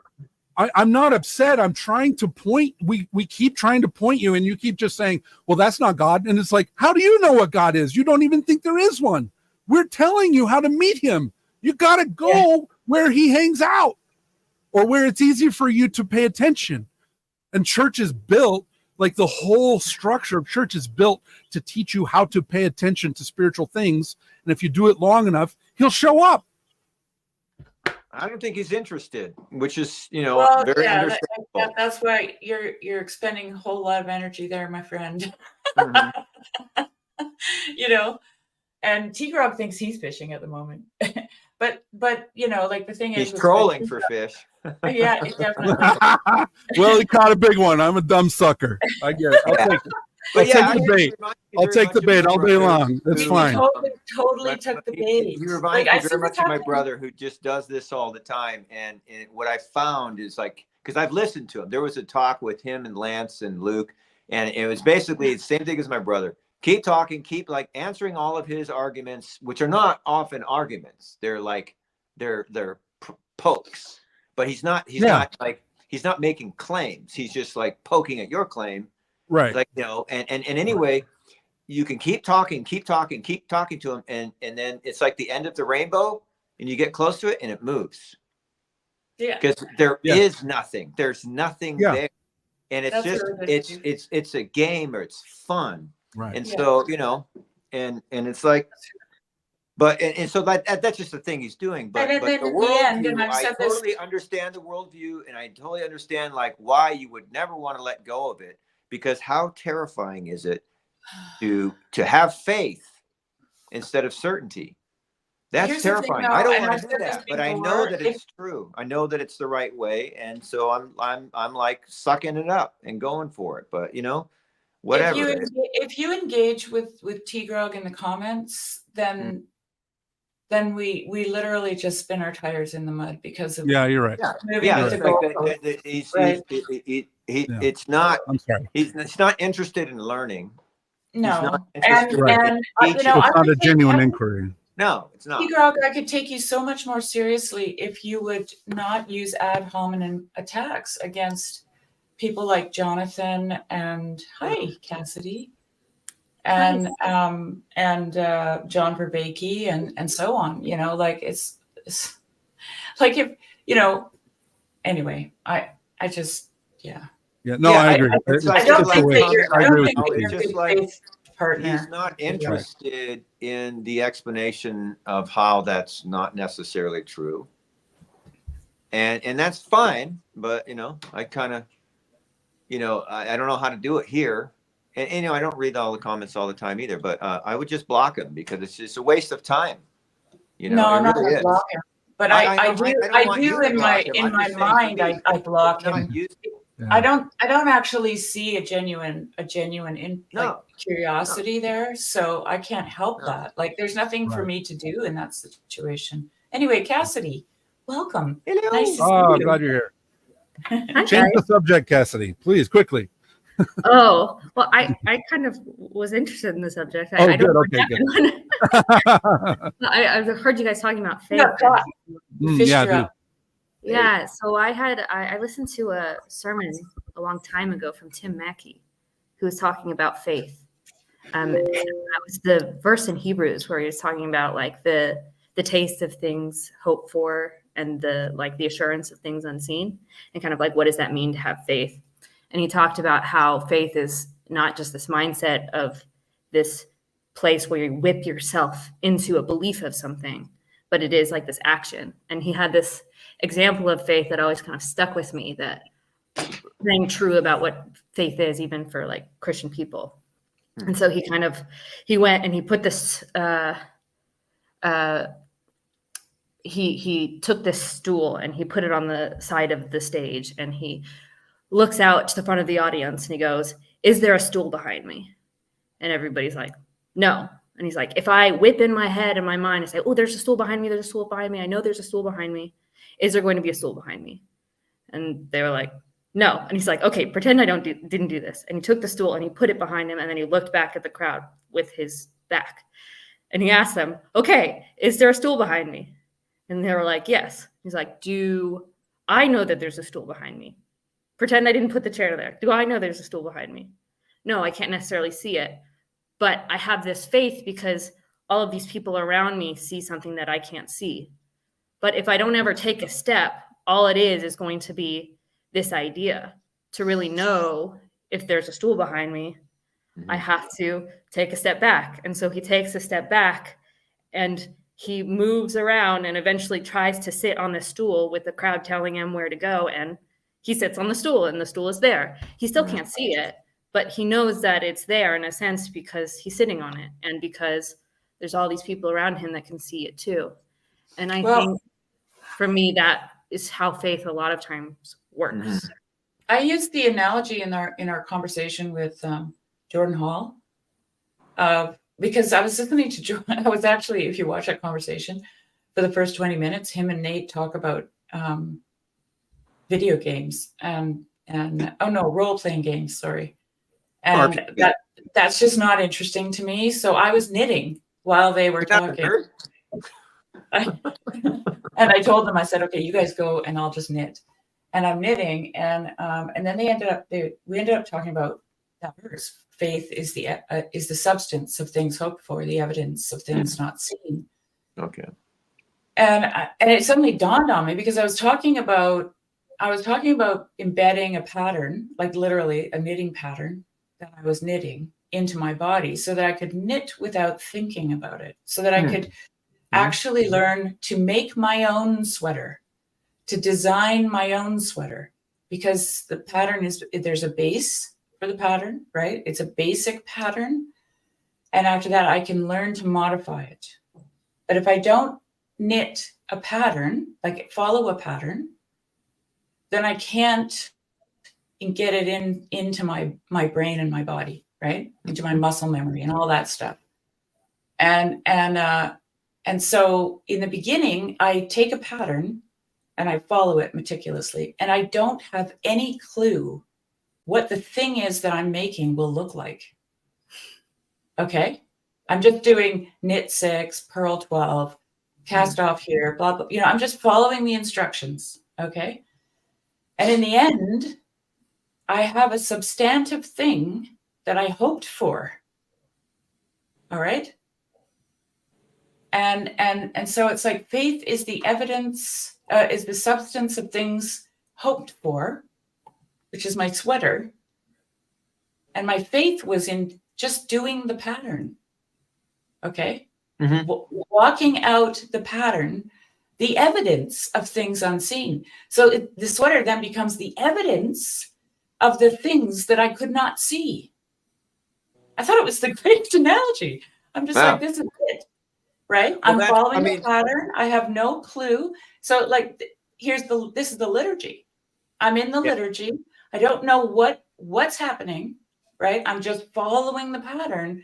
And in following the pattern, something becomes substantive in my life, right? And I become the evidence, because I'm the one being made in the liturgy, right? And I become the evidence of the things not seen. So anyway, I just wanted to share that. Yeah, you were talking about that in that 25-hour live stream too, and I really liked that, and it made me think, especially in this context we've just been talking about too, is rationalists and intellectuals, especially academics, they hate salespeople, you know. But, you know, here's something interesting about like commissions only salespeople is maybe they're not smart, but they're obedient. And so the people who have successfully sold the product, they know statistically, if you call or if you make your pitch to 10 people, you'll make one sale on average, or most of the time. And in order to get one person to like listen to you for your pitch, you need to call 10 people. 9 will hang up, 1 out of 10 will answer and listen to you. And if you make a sale, you make X amount of dollars. So you decide how much money do you want to make? Well, that's how many phone calls you have to make every day. And read this script and ask this question and wait for their answer. Don't keep talking. Just ask the question, wait for the answer. It's a yes or no. If it's no, hang up, dial the next number. So the obedient salespeople are like, okay. And they do that and they're millionaires. And it's like, you know, they don't understand. They're not like masters of psychology. They didn't get a degree in like public speaking, you know, but they do what they're told and they make $1 million. And then they send their kids to the schools, like to Harvard or whatever like that. They've paid, they are funding the world. They're making everybody who has something to sell bought by somebody else. And they're the ones who have faith, you know.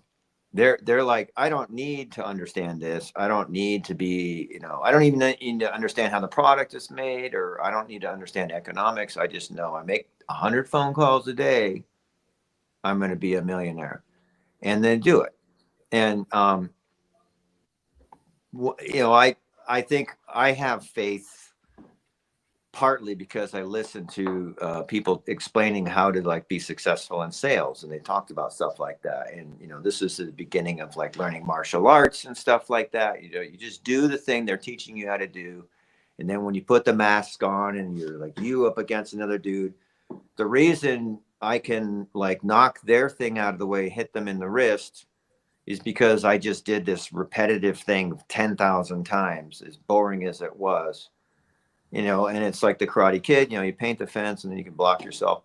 But it's like, you know, say the Jesus prayer, just keep saying the Jesus prayer, go to divine liturgy, listen to this stuff, participate in this stuff, like learn what we're saying and like try to like understand it and go along with it and confess and, you know, try to repent. And it's like, just trust us.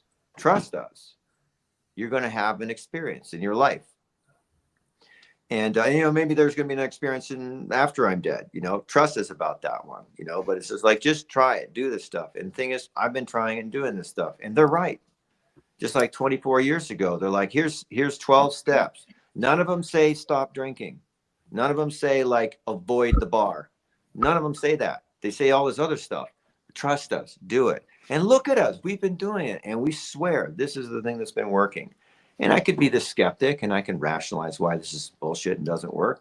The thing is, I did it and it worked. Everything they said would happen, all of it happened for me. And that's what's happening with the church now in my church life. It's like everything they've been promising, it's been happening for me. And it's like, and I could prove it all wrong. I could prove all of it wrong. Just like, you know, we got guys in our comments now. We got plenty of YouTube videos where people are proving everything we're talking about is wrong. But it's true. You know, I just want to say something here, Luke. I actually think Peugeot is a little off the real, being something you can't see. I don't, because it has to do with Meister Eckhart's old eyes. So if you look for God with your eyes, Eckhart says definitively, whatever you're looking at is not God. Because you don't see God with the eyes in your head, you see God with the eyes of your heart. And this is very prominent in almost all mysticism. I think it's Jacob Boehme actually has a 3 worlds diagram with, I talked to Jonathan about this, Jonathan Demir, you know, with these hearts that branch out like they're on like vines, and there's two hearts and there's eyes on them. Those are the eyes that you see God with, right? And so I think that's what Pajot is hinting at, right? You don't see it with these eyes, because if you're looking for it with these eyes, you're not looking at God, right? So I don't know if that makes any sense what I just said, but that's what I think Jonathan is. He's pointing at a more mystical approach, which is always the stumbling block for people like Boghossian and T. Grog, right?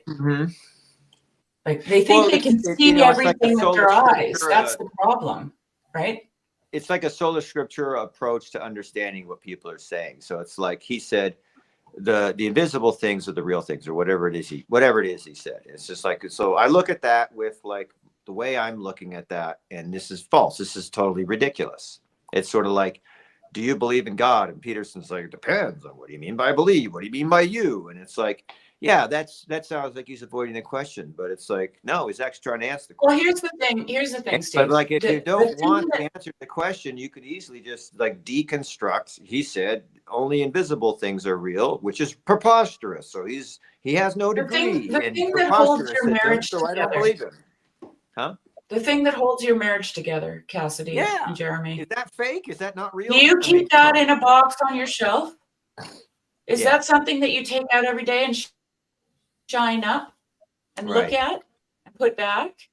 Is it something that you set on the dinner table so that you can both, participate in it? Like, what is that? Is it real?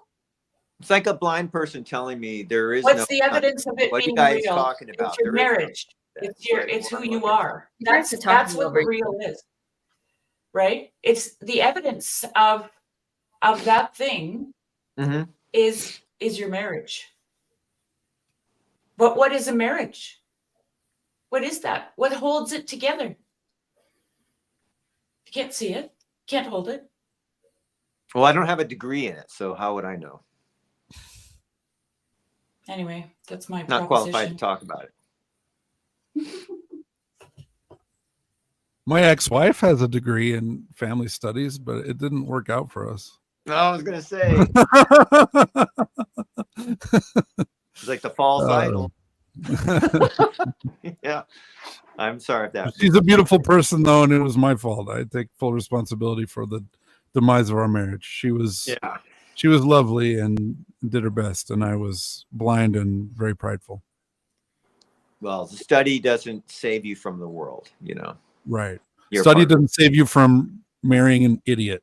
Yeah. Like it doesn't, right? You can still make a mistake, even if you if you graduate summa cum laude in family studies, you can still have bad judgment. And I just want to say, Jeremy, I'm sure that the idiot still destroy an economy, I'm sure, Jeremy, that the idiot you're referring to in that equation is yourself, right? Yeah. Yes. Yeah. Oh, yeah. No, I'm not. No, I'm not talking about her. No. Yeah. No. She's a beautiful person. You didn't marry an idiot. She did. Yeah. Exactly. Yeah. Even though she graduated summa cum laude with family studies. Right. She should have studied picking husbands. She should have got his degree in picking husbands. Maybe that was her mistake. Well, and I will say this is really, actually, this is tragic. So when she was getting involved with another man, and I heard this third hand, I didn't talk with her about it, but when she was getting involved with another man, she made him submit to a lot of psychological profiles and all this personality testing, and they did like the pre-marriage counseling for 6 months, all this stuff, right? He has not been outside of the house for 10 years. She supports the family, and he's homebound because he's paralyzed by mental illness. Oh, mental illness. Yeah. So the education is not all you need. It's and the certifications. No, I mean, and he passed all the tests. Something's unpredictable, right? That's like an archetype, like our anticipation and our predictions, everything's all lined up, it's all perfect, and it's like, how did it go wrong? Like how did this perfect plan, like end up like it did? And it's because we stepping out of our domain. And it's like, okay, so what should I do? Just like have faith instead of like trying to master and control things? How will that help? Well, try it. And if you don't try it, you can only talk crap about something you don't know because you haven't done it. And yeah, but I think it's to play the devil's advocate a little bit and to kind of counter this and kind of take the emotions out of it. Like, there are things that we should not have faith in.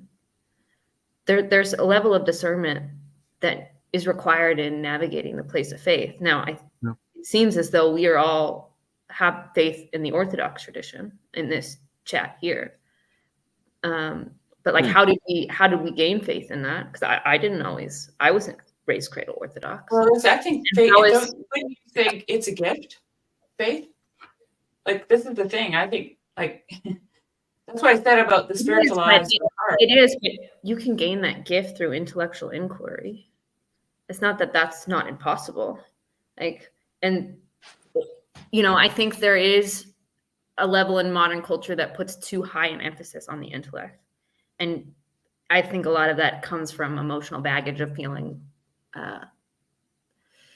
some hurt from faith traditions. I think that's part of the equation too. But it's not to say we did talk about earlier, Cassidy, we talked about having a guide, right? Whether that be the scriptures or someone older in the faith, someone who can teach you, right? So like, I don't think we're advocating for like a flying by the seat of your pants, going with your gut, but I think at least I'm trying to weigh a little heavier on that side because it's completely gone. Like, it's completely lost. Like, if I didn't have faith in the outcome of my sweater, I would never knit. And I think that's where a lot of people are. They just don't, right? They just don't take the step because they don't think that the thing that they're going to do is going to become anything. Right. I understand. I'm not disagreeing with any of that. I'm just saying I know a lot of atheists, agnostics, non-believers. It isn't the most helpful thing when they have such little trust in the faith to say, just have faith. It's not helpful because some of their questions are important. I think sometimes people approach it with emotion and then it's not helpful to have a conversation. But there are helpful there are helpful things to be gained from asking the question, well, what is the difference between Islam, Mormonism, Orthodoxy, or even the different traditions? I do think we do it wrong, but those aren't bad questions. I mean, like, and I think for someone, say like T-Grog, who doesn't have faith in a God at all, I don't think the question is, I don't think it's going to be helpful to say, well, you just have to have faith and trust the system. I think you kind of have to question this sense of, no, I don't think that's what we're saying. How do we, I'm not, that's not my accusation. I'm just saying that's how I think it might be being perceived. And taking a step. Right. Hold on, let me finish. Take a step further back and say, okay, well, where do you think religion comes from? I was just listening to Nathan Jacobs have a conversation about this with Father Stephen DeYoung, where he would talk about how he taught world religions when he was at Kentucky State, I think. And he would ask everybody, where do you think religions came from? And they would say, oh, well, I think it was just, stupid people who didn't know what we know about science and so they thought, oh, some guy's just throwing lightning bolts and that's how we're going to describe all of this. And then after they kind of let them get all their ideas about where religion came from, he goes, okay, next question. Has anybody seen a ghost? And the room goes silent. And then eventually one person gets the courage to raise their hand and go, well, actually, which opens the door to say the whole class, about 90% of them, themselves or their friends, having some experience of something beyond the veil. And then he opens the question, okay, so maybe it's the case that we just made up all the stuff about religion. Or is there a possibility that the stuff about religion came from experiences that were actually participated in the world? And if you can get that question and find a genuine curiosity with that, it opens the door to this idea of faith and how do we have a conversation about that. I don't disagree with you at all, and I think No, me either. a lot of people that will attract them, but I think there's the kind who they're not interested. They don't want it, and for whatever the reason. I mean, I can speculate why someone would not want to have faith, because I didn't for years, so I understand that. But what the alcoholic stuff, what they say is like, why would somebody who, you know, their idol is alcohol, their solution is alcohol, why would they ever want to like throw their life preserver away and just drown in the ocean? You know, of course they're going to hold on to it. So they have faith that they can quit and that they should quit and their life will actually improve, only because it's like they've exhausted everything else. So they hit rock bottom or this or that. And so plenty of people come to the faith because they've exhausted everything else. Yeah. And, you know, and it's like, that works. You know, I don't like the idea. It's like, you don't have to hit rock bottom. Like when people can say you hit rock bottom when you decide to stop digging, you know? And, so, you know, maybe some people who are like, have a lower tolerance for pain, you know, like they go to a lecture like that and the guy talks about, you know, well, have you ever seen a ghost? And they're just like, well, yeah, I guess that makes sense. I'm open-minded enough to that. I think maybe I'll give it a try and see how it goes. And for others, they're like, no. And then like their wife leaves them, their job fires them, they get a skin disease, you know, like they get arrested, they didn't even commit the crime. And it's just like, they're like, they've got nothing. And it's like, well, maybe they're like, well, there's people in my situation who are trying to help me and they're thinking about me and they're giving to others.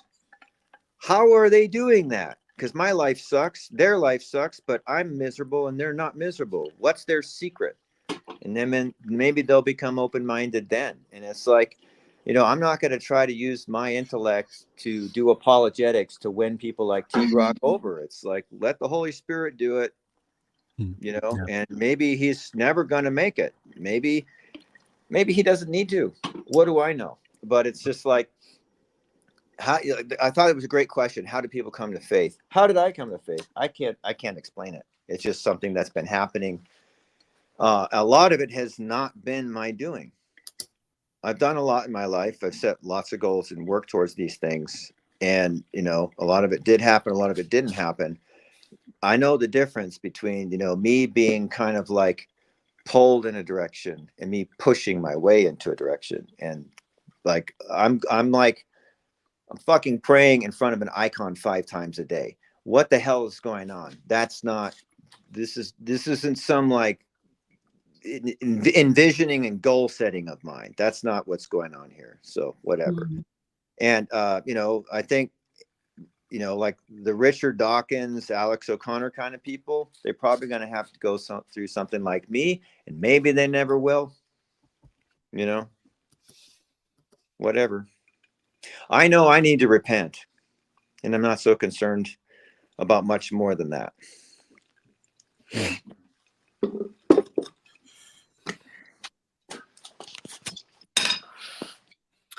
Yeah. You know, so anyway.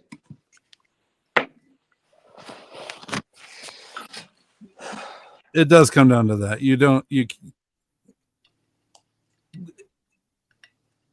Yeah, it's you can point and talk and point and talk and point and talk, and eventually you have to have your own experience, and something wakes you up, and something calls you, and you respond and you start moving. And that's Jonathan made a good point. Right?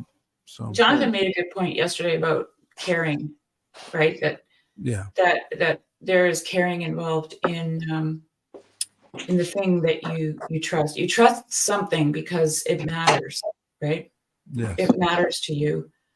And of course that's a that's an interesting play on words, right? Because the trust itself is not something you can hold, but yeah, I like that.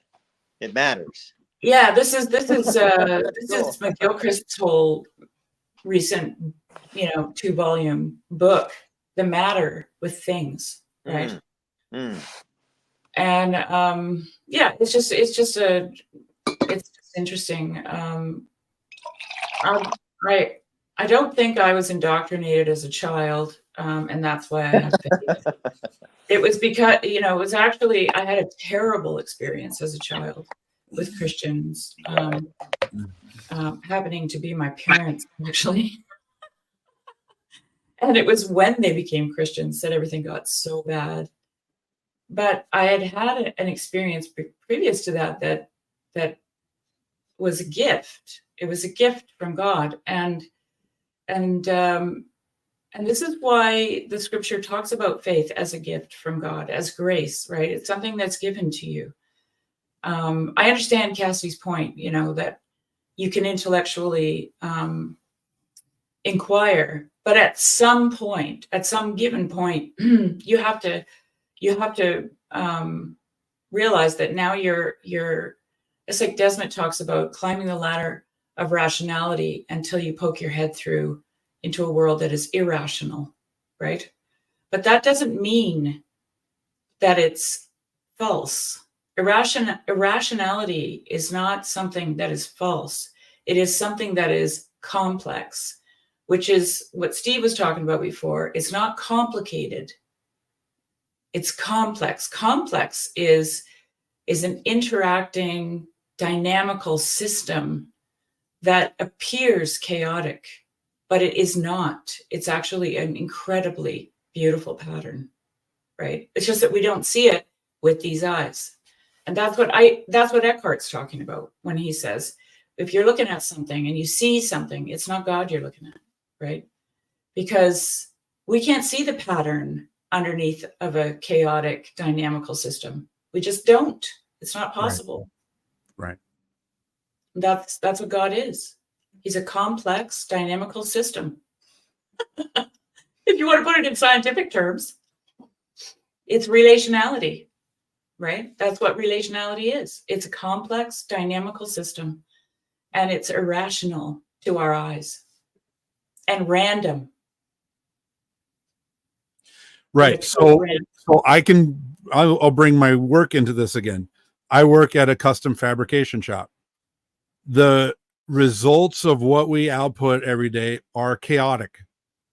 And there's no amount of filtering. Like if you try to take instead of looking at daily, you look at weekly, or if you try to look at monthly instead of weekly, you try to look at yearly instead of monthly, the variance never goes away. You cannot filter out the variance.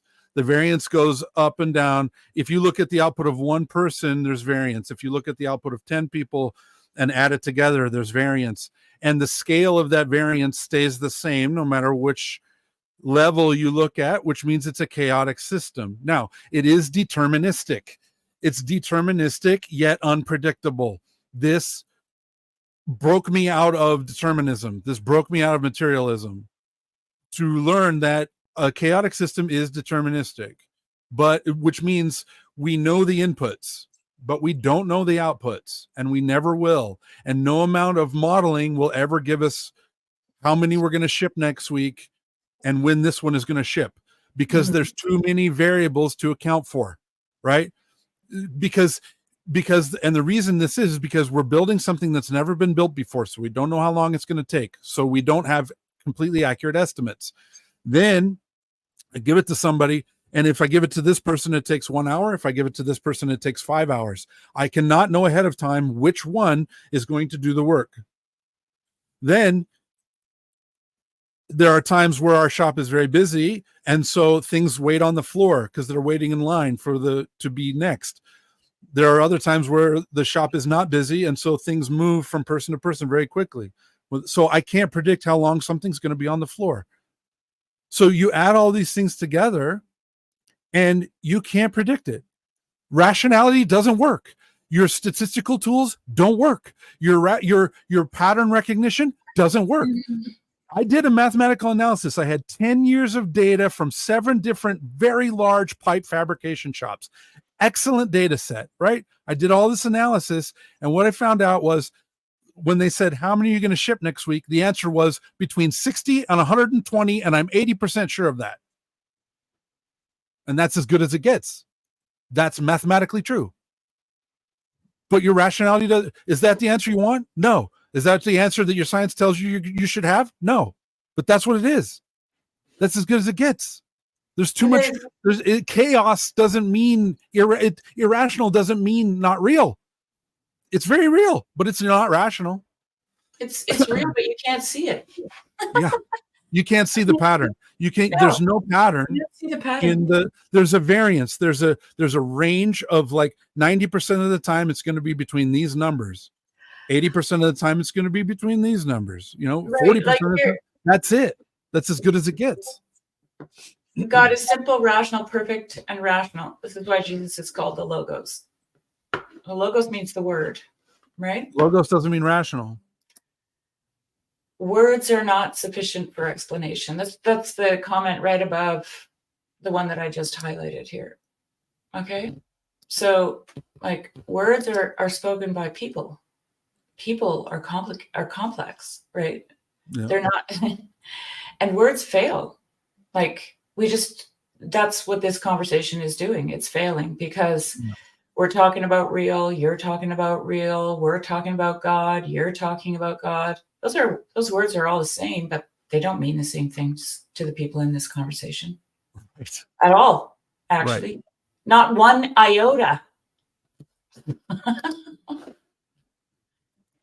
To bring since we're throwing around Greek terms,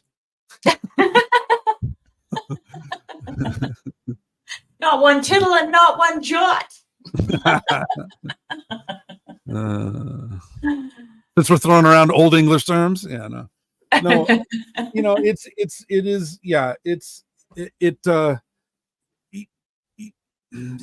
I don't know what to say.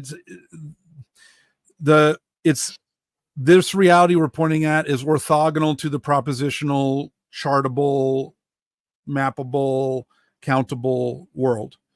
It's orthogonal, but it's not incoherent. Well, right? Irrational doesn't mean incoherent. That's the thing that I want to say. Okay, go ahead. Let me just throw a bomb out into the chat. Okay. If T. Grog was as rational as he thinks he is, then he would never hate. Because hate is not rational.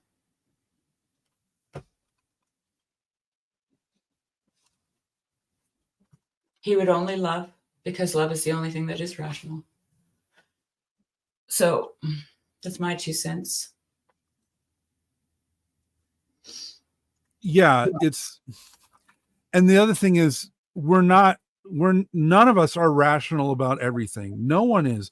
Like, you don't go to your sock drawer in the morning and do a cost benefit analysis or a pro con list of which pair of socks you should pull out of the drawer. You don't go to your cabinet and do a nutritional analysis compared to your metabolism for the last 24 hours on what you should grab out of the fridge. This is insane. Like, you would go crazy if you tried to live that way. No one lives that way, but they pretend that they do. And whenever you're not, they go, well, if you did more, it would be better. Would it? Would it be better to sit down and do a nutritional analysis and analyze and be monitoring my blood glucose and monitoring my macronutrients in my blood all the time to decide if I should have a cereal or if I should have a sandwich? And they don't even know the answer to that because they hide it because they get paid not to tell you. Yeah, I know, but we're getting there. This is transhumanism, right? We just have to tweak every aspect of our physical existence, and then everything will be perfect. Right. And we'll have no more wars. We'll monitor our hormones. We'll keep everyone. I watched. Who sent that to me now? I think it was RJ. Sent me this incredible video. You know what? Maybe I should just play it. It's 20 minutes. I got about 20 minutes left. Okay. It's I do too. I need to get going. But. It's a hang on, let me just see if I can find it. It's a short story written by who wrote Fahrenheit? What's his name? Oh, Ray Bradbury? No. Fahrenheit 451? Was that Ray? That wasn't Ray Bradbury, was it? Yeah. He wrote Fahrenheit 451. Okay, I got the wrong author then.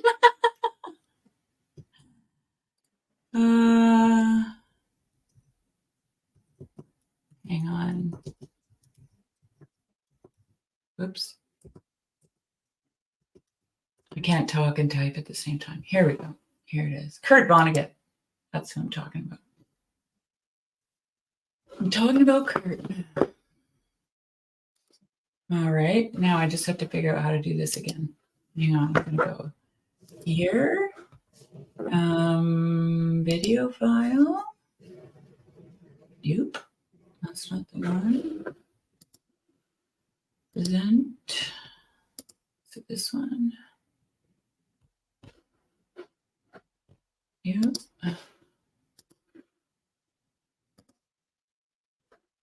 What the heck? Oh, it's here. Share screen. All right. Here we go.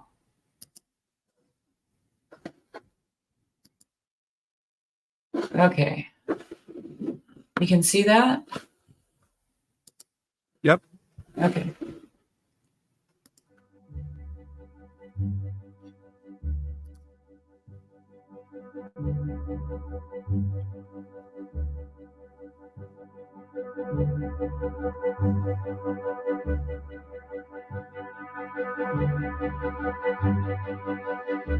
The year was 2081, and everyone was finally equal.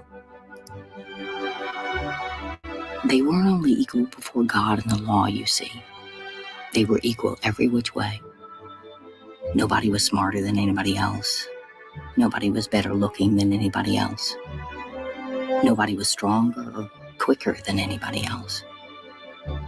And all this equality was due to the 211th, 212th, and 213th Amendments to the Constitution, and to the unceasing vigilance of the United States Handicapper General. The strong wore weights to make them weaker. The intelligent wore earpieces that kept them from taking unfair advantage of their brains. Even the beautiful sometimes wore masks in situations where their beauty might simply be too distracting. It was the golden age of equality. Some things about living still weren't quite right, though. April, for instance, continued to drive people crazy by not quite being springtime. And it was in that clammy month that the HG men came to take George and Hazel Bergeron's son, Harrison, away.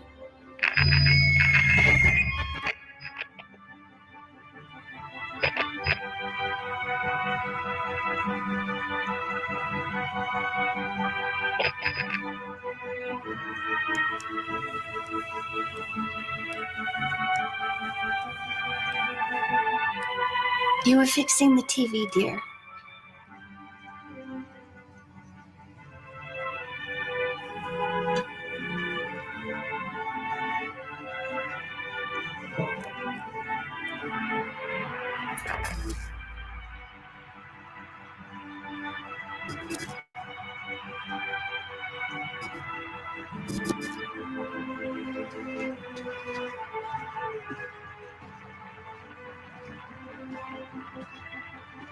I bet that was a real pretty dance, that dance she just did.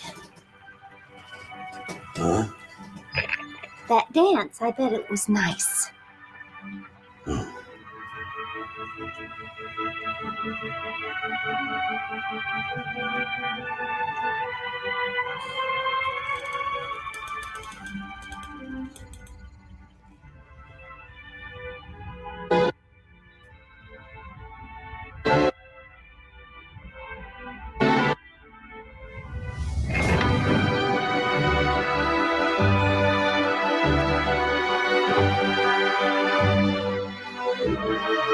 Ooh,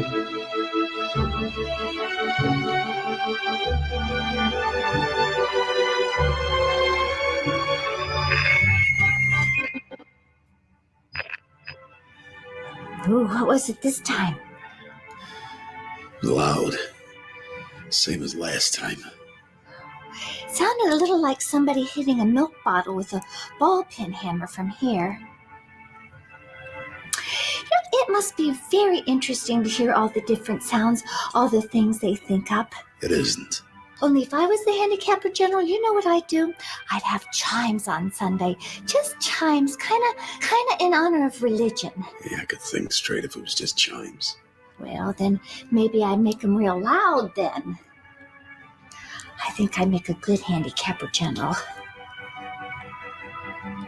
You would.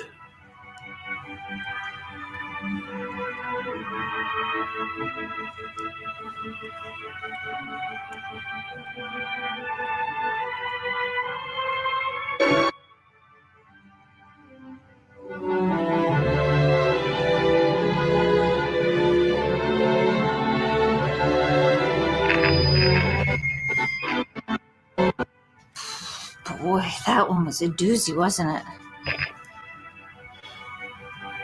Yeah. You seem distracted, hon. What are you thinking about? I don't know. Can't get it straight in my head, but something. You must be tired. Why don't you stretch out on the sofa so you can rest your handicaps on the pillows? You're always so worn out. If there was just some way we could lighten... There isn't. I'm not saying all the time. I'm just saying maybe when you're sitting around the house. Hazel, if I take them off, I'm going to want to keep them off. And we both know how you would feel about that. You'd hate it. So, nothing to be done then.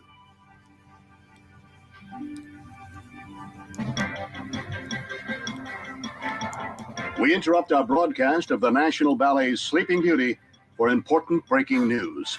No, I don't understand why they'd interrupt such a nice ballet just to tell us the same old news. Well, what does it matter if they're just showing the same old ballet?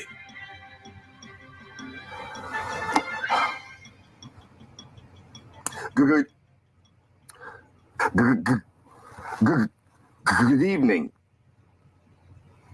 We've just received a warning from the handicap.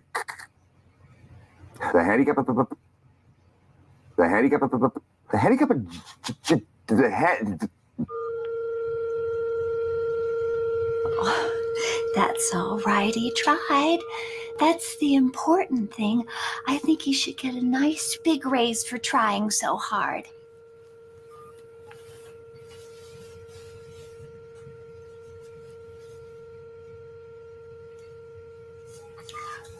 Well, I think I'll get started with the dishes.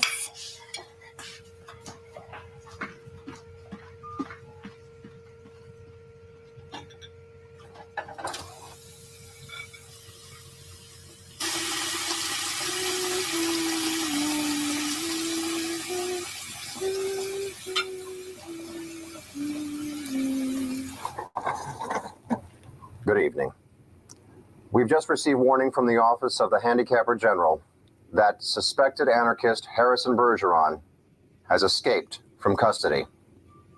Arrested 6 years ago for propagandist vandalism, broadcast piracy, refusal to report for his quarterly handicapping evaluations, and for the blatant removal of his handicaps in a public place, Mr. Bergeron had been awaiting trial in a maximum security prison here in Washington, D.C., when he miraculously disappeared from his cell earlier this evening. Please be advised that Bergeron is a genius and an athlete, is under-handicapped, and is considered to be extremely dangerous.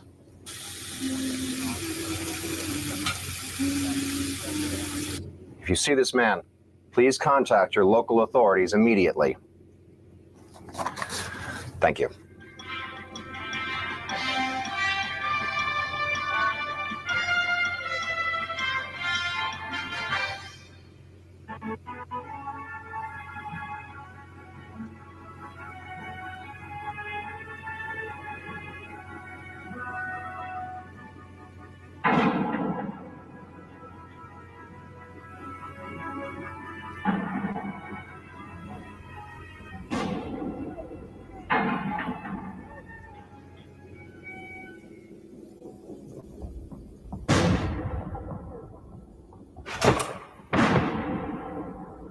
Harrison.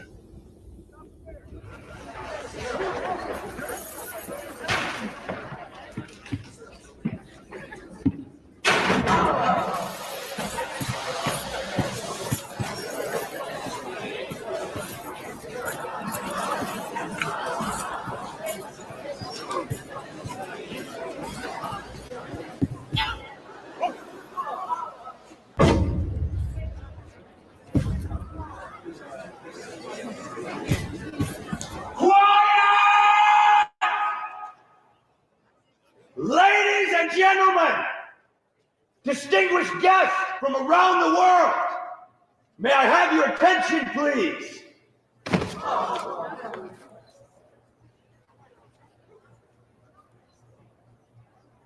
There's a bomb beneath this theater, and there's a detonator in my hand. So, I strongly suggest that you remain in your seats.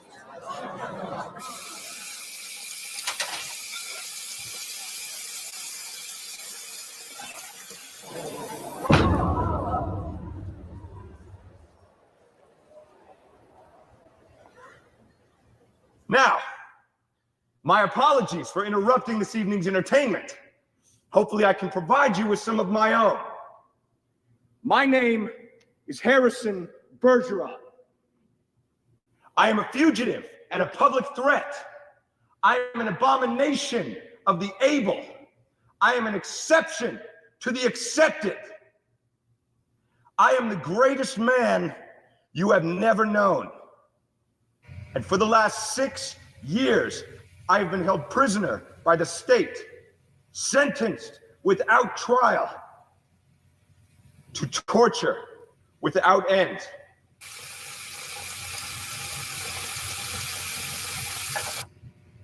They had hoped to destroy in me any trace of the extraordinary. And in time, I came to share that hope.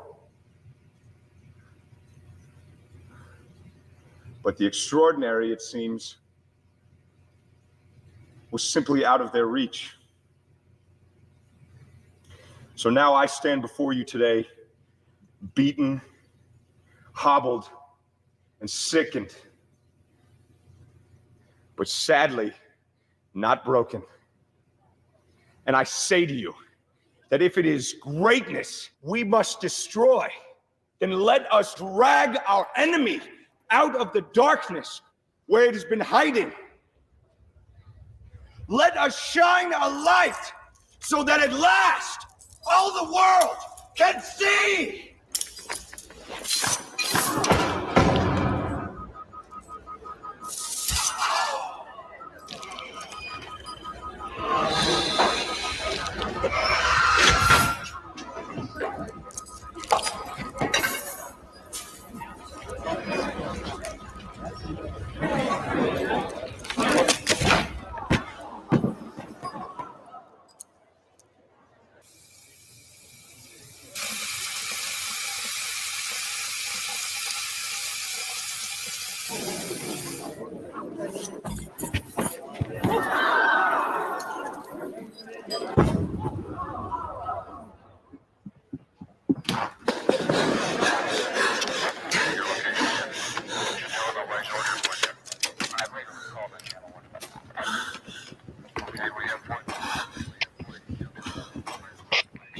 Position in the northeast corridor. Units A and D, position on the northwest stairwell. Unit F, holding position outside the northwest balcony. Unit C, approaching the catwalk. Copy that. Unit E, what's your status? Stand by.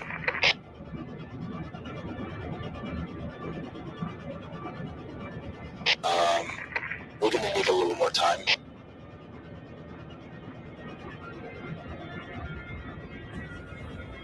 And now, for my next trick, I'm gonna need a volunteer. No one? Come now. Perhaps one of you.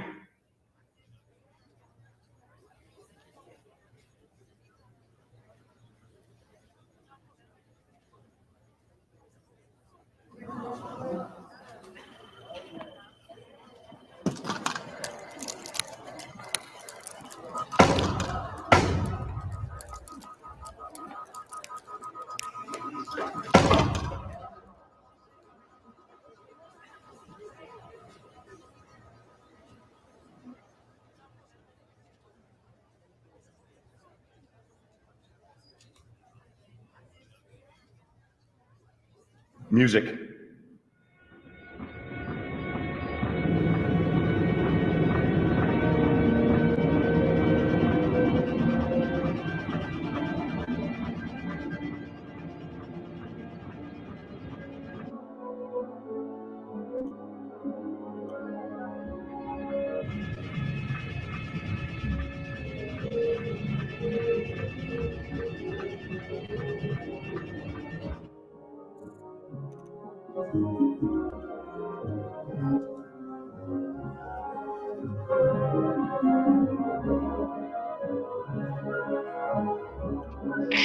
UAE reporting. The bomb has been disarmed. Repeat. The bomb has been disarmed. Copy that. Sancho, kill the broadcast.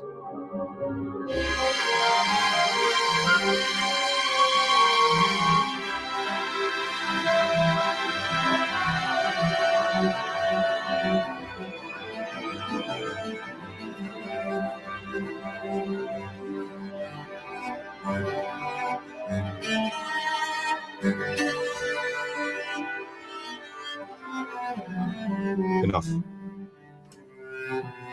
Just you.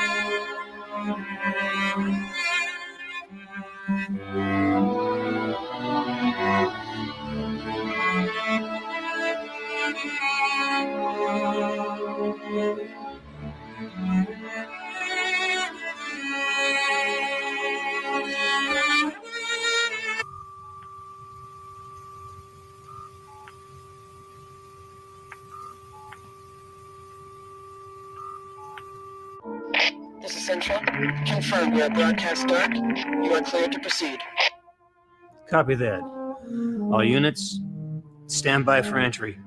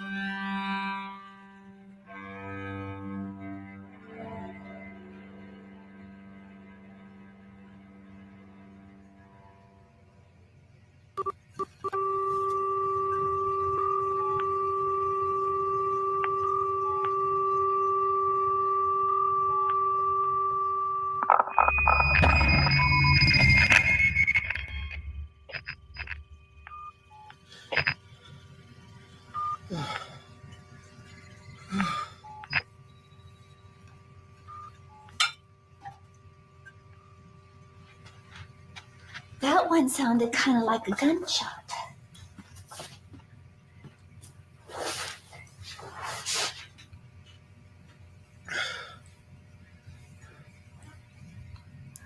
Hun, you look upset. What's wrong?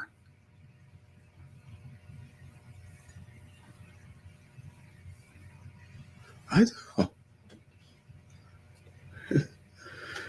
Something sad. The television.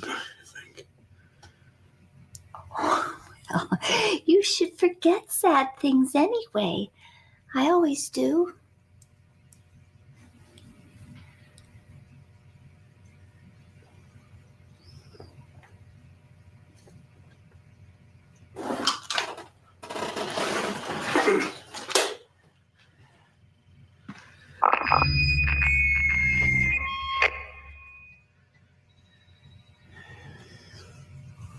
Gee, I could tell that one was a doozy. You can say that again.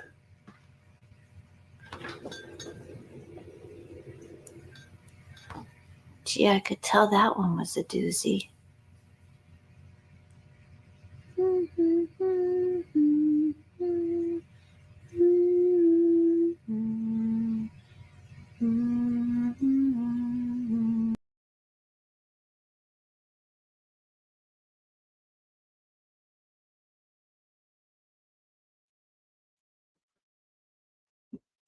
It's a great short story as well.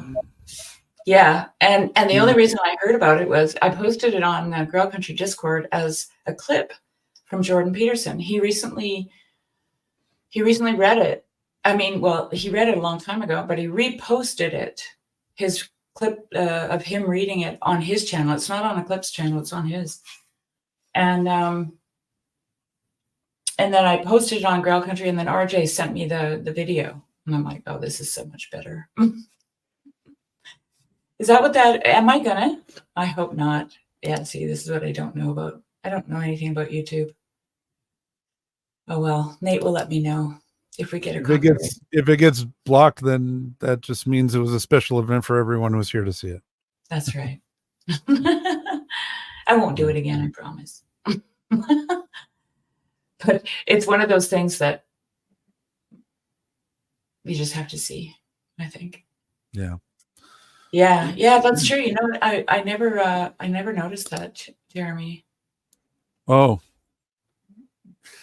Yeah, well, my favorite part of that whole rendition of it was when she said, I think I would make a good what was it, restraint general or whatever it was called. Yeah, handicapper general. Yeah, handicapper general. And he goes, you would.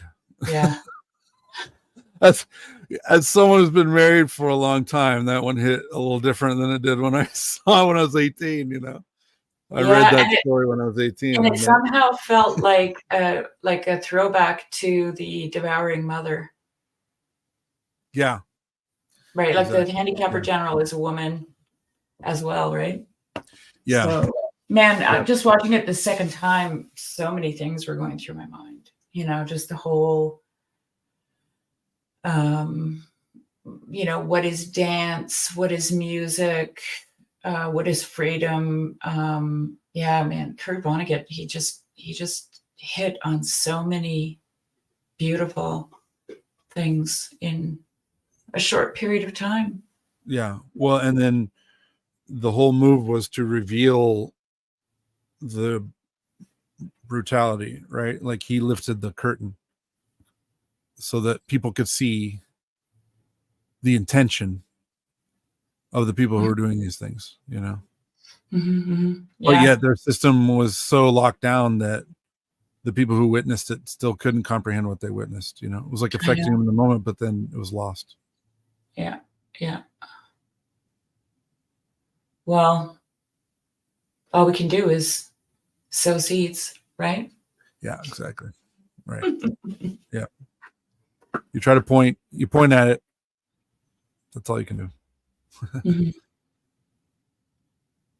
Well, on that note, folks, thanks for joining us. That was the reason why I shared that video, was because this is what rationality will do to the world.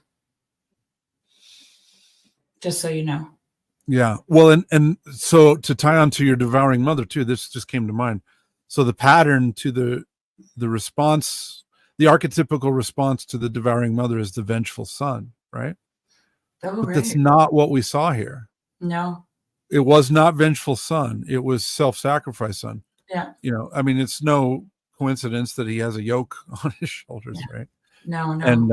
And it's the through the self-sacrifice, you're revealing the devouring mother. Right. That's the Christian answer to the devouring mother. It's not the Christian answer is not the vengeful son. The Christian answer is dying for the love of your friend, you know, dying for the love of your brother, right? And this is the myth of Lilith, but it's also the George MacDonald version of Lilith. This is what Lilith does. She devours her own children, right? Yeah. Interesting. Hi, RJ. I probably just got us copyright striked or whatever that is. I shared the Harrison Bergeron short film that you shared with me. Yeah, man, that's a conversation that we need to talk about, because this is the contrast between Mary, the Virgin, and the whore of Babylon, right? As far as the devouring mother goes versus the Yeah, nurturing mother, right? Yeah. Right. Yeah. Right. Yeah. Well, and also but the other part of that is the vengeful son versus the self-sacrificing son, right? That's because we're on the cusp of the vengeful son. We are at that precipice, and now is the time where the Christians need to stand up. And it's not Christian nationalism. No. It's those who are willing to sacrifice to reveal the brutality of, you know, like the lives of the martyrs. I mean, the deaths of the martyrs, I should say. The deaths of the martyrs is what overthrew the Soviet Union. Yeah. It wasn't a counter-revolution that overthrew the Soviet Yeah, Union. it was exactly what the film portrays. It was just a useless, horrible death inflicted by the state, right? Right. People were like, wait a minute. I think Desmond talks about that in terms of how things started to flip in the Czech Republic as well. It was some kind of a rock band that wanted to give a concert, and I don't remember the outcome of the concert. They gave the concert anyways, even though they were forbidden. And it was just like, it just woke everybody out of the hypnosis. Yeah. Right. Yeah. So. Yeah. And that's also why art and literature and, you know, poetry, all that gets censored, right? Filmmaking, it all gets controlled and censored because, well, for the same reasons that the film portrays, because it's going to bring people an intangible that they can't explain rationally. It's going to bring them that, you know, Wendell Berry talks about those, right? The intangibles, like the things that you can't hold. And that's what I was trying to get at with what's the thing that holds your marriage together? Do you keep it on a shelf in a little box? Do you take it out and, shine it out? Like, those are the intangibles. And those are the things that keep people alive, actually. I mean, living, not as like, in contrast to when Jesus says to the guy, let the dead bury the dead. Think about that in terms of that short film. Yeah. Anyway, wish everybody a great Saturday and a great Sunday too. You too, Jeremy. Thank you. Same to you. We'll be talking on Tuesday. Yeah, I'm excited. We're going to talk about Father Roman Braga. You still want to do that? Since we're getting copyright strikes, do you want to keep going down? I wonder if we just showed clip after clip after clip, would that? Yeah, and then just like comment on it between. I don't know. We can do that. We'll try that because we've got something planned. And maybe this was our testing. Good point. There you go. We'll see what happens, I guess. All right. Well, the plan is not what will happen necessarily. So yeah, we'll see. We'll make a plan, but adjust it if we need to. So. Nate will have to let me know. I'll have to send him a note, tell him I did a bad thing on his channel. Anyway, all right. Thanks everybody for joining us. Bye, guys.